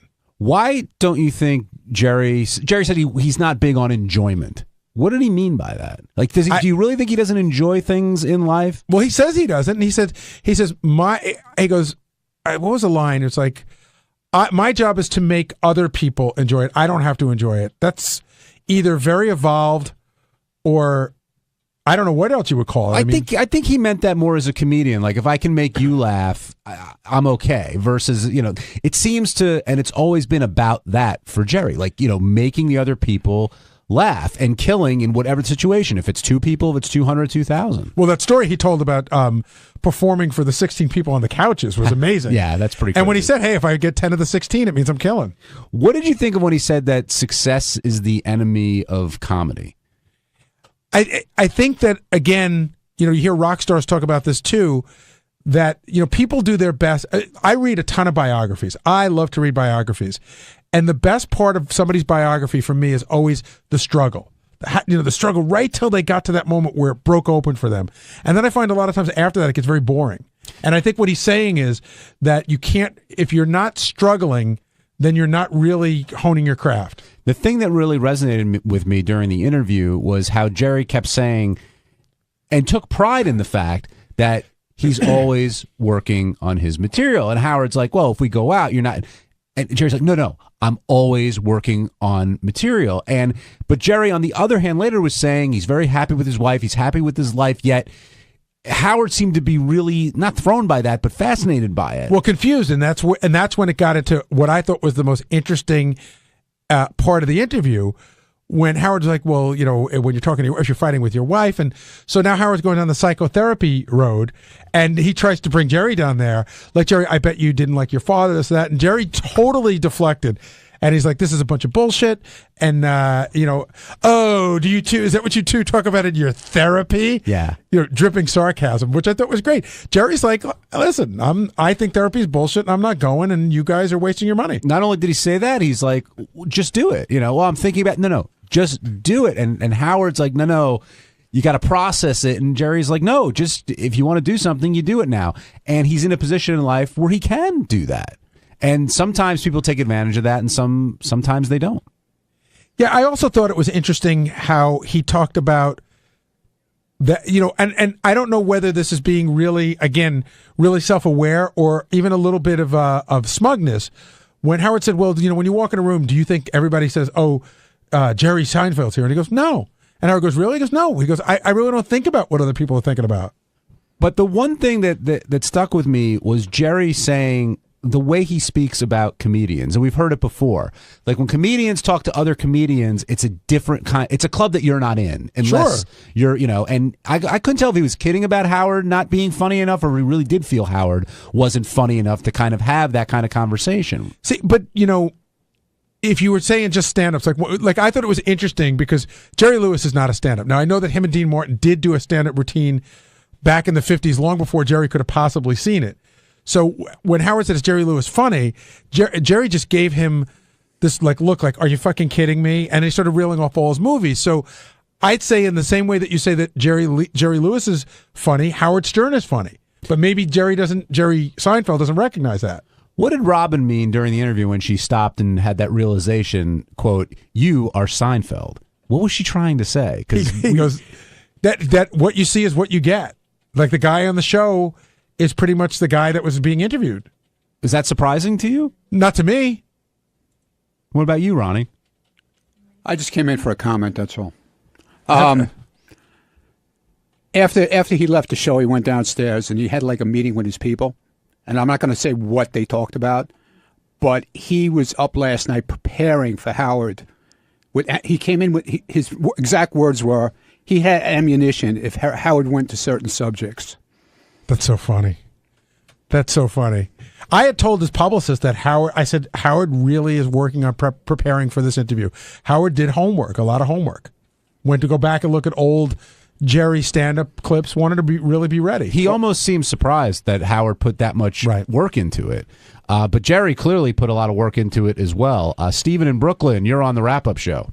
Yeah, I mean, don't you think Curb Your Enthusiasm is equally as good and probably better than Seinfeld? Well, they're different. I mean, Seinfeld was great for its time. I don't know that a show like Curb could have been on when Seinfeld was on. So you got to take each of the shows for their period of time, but they're both great shows. Right. They both basically have the same kind of ironic comedy. And it's obvious that Larry David created the Jerry Seinfeld show, don't you think? No, And maybe it's not obvious at Jerry's all. a little upset. No, not at all. I think it's obvious that Larry David is George Costanza, and I think a lot of the stories in Seinfeld are Larry David stories, but. It's a collaborative show. It's both of them. And even when Howard was going through a couple of the Seinfeld episodes, Jerry said, I didn't write that one, or, Larry wrote that one, like the contest, Larry wrote that one. But Right. I think it's 50-50. At the end of Seinfeld's run, though, you could tell that Larry David wasn't there anymore. Hey, well, thank God for Porsches. Now Jerry realized he's able to talk to people. He can talk to regular people. That's pretty cool. Yeah, what do you guys think of his show and that whole concept of comedians getting coffee in cars? I love it. I watched the Michael Richards one. I watched the Mario Joyner and Colin Quinn one. I watched a bunch of them. I think the show's really great. You're a car guy. Have you seen any of them? No, I haven't seen it, but I'm going to check into it now because he's got a great car collection. Yeah, he does. Amazing car collection. I just want to go back for a second. I want to tell my one little interaction that I had with Larry David, because I told this to Howard after we went to break, and I was surprised at Howard's attitude about this. So I had an opportunity to go to a taping of a Seinfeld show many years ago, one of the greatest ones ever. I was at the Junior Mints episode, which is also the episode where Larry has a girlfriend whose name rhymes with Private Parts, but he can't remember her name. Mulva, exactly. And I was with somebody who knew Larry David, somebody who used to work at a comedy club. So we go down to the set after the show is done, and she sees Larry, and the show's really like it's a hit show. And she says to Larry David, "Larry, congratulations on your success. You must be so happy. This must be so great." He goes, "It's not. It's fucking terrible." And she goes, "Why?" He goes, "Now there's so much pressure. I have to write shows every week, and I have to be good." So I told Howard that, thinking that Howard would go, "Well, that's crazy." And Howard's like, "I totally understand that. I totally understand that you can't enjoy something when you do it, the pressure of having to keep churning it out." And I said, "Well, what would be the point of putting a show out there, right? You say, I want to get a show, you bring it to NBC. What's the point of pitching a show if you're not going to enjoy it when it does well?" And Howard had an explanation for that. He said he thinks that anybody who can enjoy it isn't successful. Well, a lot of times creators feel that it's the work. I mean, that's really what you kind of get out of it, even though you're both talking about two brilliant comedians. And I think with Larry David and Howard, yeah, they bust their asses, and it's constant work and it's constant pressure to do well. And even if it's okay, then it's the next one and the next one and the next one. And eventually you kind of get caught up in that mentality. And if you're looking at it as hey, wow, we're doing something pretty great here, you think you've lost a step. Right. And I don't know. I mean, that's their mentality. By the way, it's probably the number one tweet or email that I get.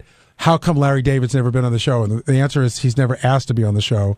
And I don't think he does a lot of interviews. But do you think a Larry David Howard Stern interview would be interesting, or do you think it would be too weird? Because people seem to think they're a lot alike. I think it would be both. I would love to see it. I think that there are a lot of similarities between the two of them, and Larry David is a little bit off, but so is Howard in some ways. And I would love to hear that conversation. I think it would be a very, very interesting one. John in California, you're on the wrap-up show.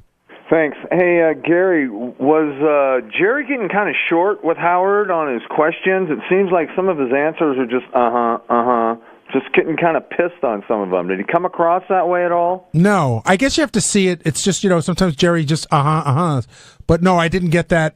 I watched the whole thing on the TV monitor, and that's, it's different when you're seeing it as opposed to hearing it, and I did not get that impression at all. Did you get the feeling that both guys were looking for the angle as they had the conversation? And that's what I thought, John. Like, Jerry was kind of, sometimes he would answer short to look for an opening, and Howard would sort of ask a question a certain way. It was pretty cool watching them go at it.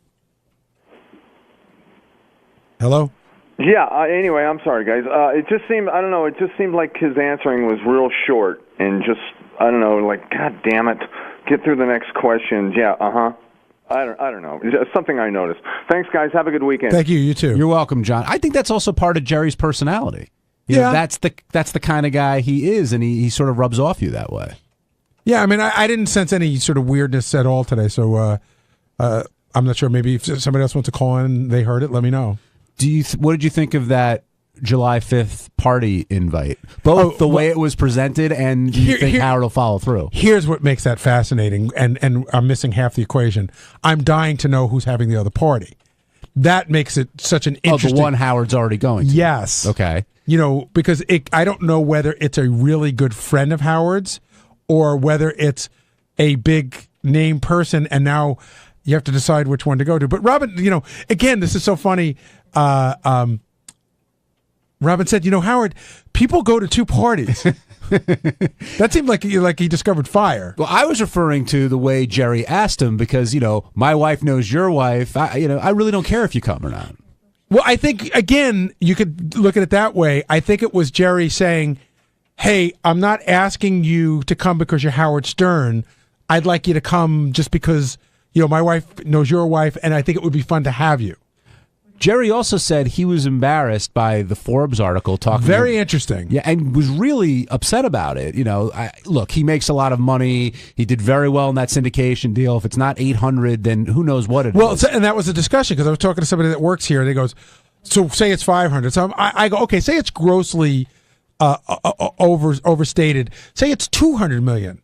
So what? I mean, is there a huge difference between 200 million and 800 million for your average person? About 600 million. But yeah, right, I know but what you mean. I mean, how much with 200 million you could do a lot. Yes, you certainly can. John, what's your favorite Seinfeld episode of all time?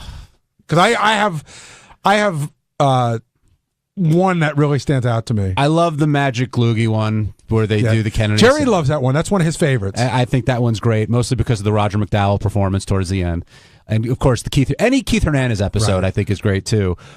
For me, I love the one with the Bubble Boy. Great. And when they're playing... Some people don't like that one. It's a straight... I like it. And when he says moops instead of moors and George tries to punch them. But again, what about you? What's yours? Listen, I really do like the masturbation episode, but I think the one that I really loved that I thought was great was when George slept with the cleaning lady for a cashmere sweater, and they call him in, and the guy says, it's come to our attention, you've been sleeping with the cleaning lady here at the office on the desk, and there's a long pause, and he goes, was that wrong?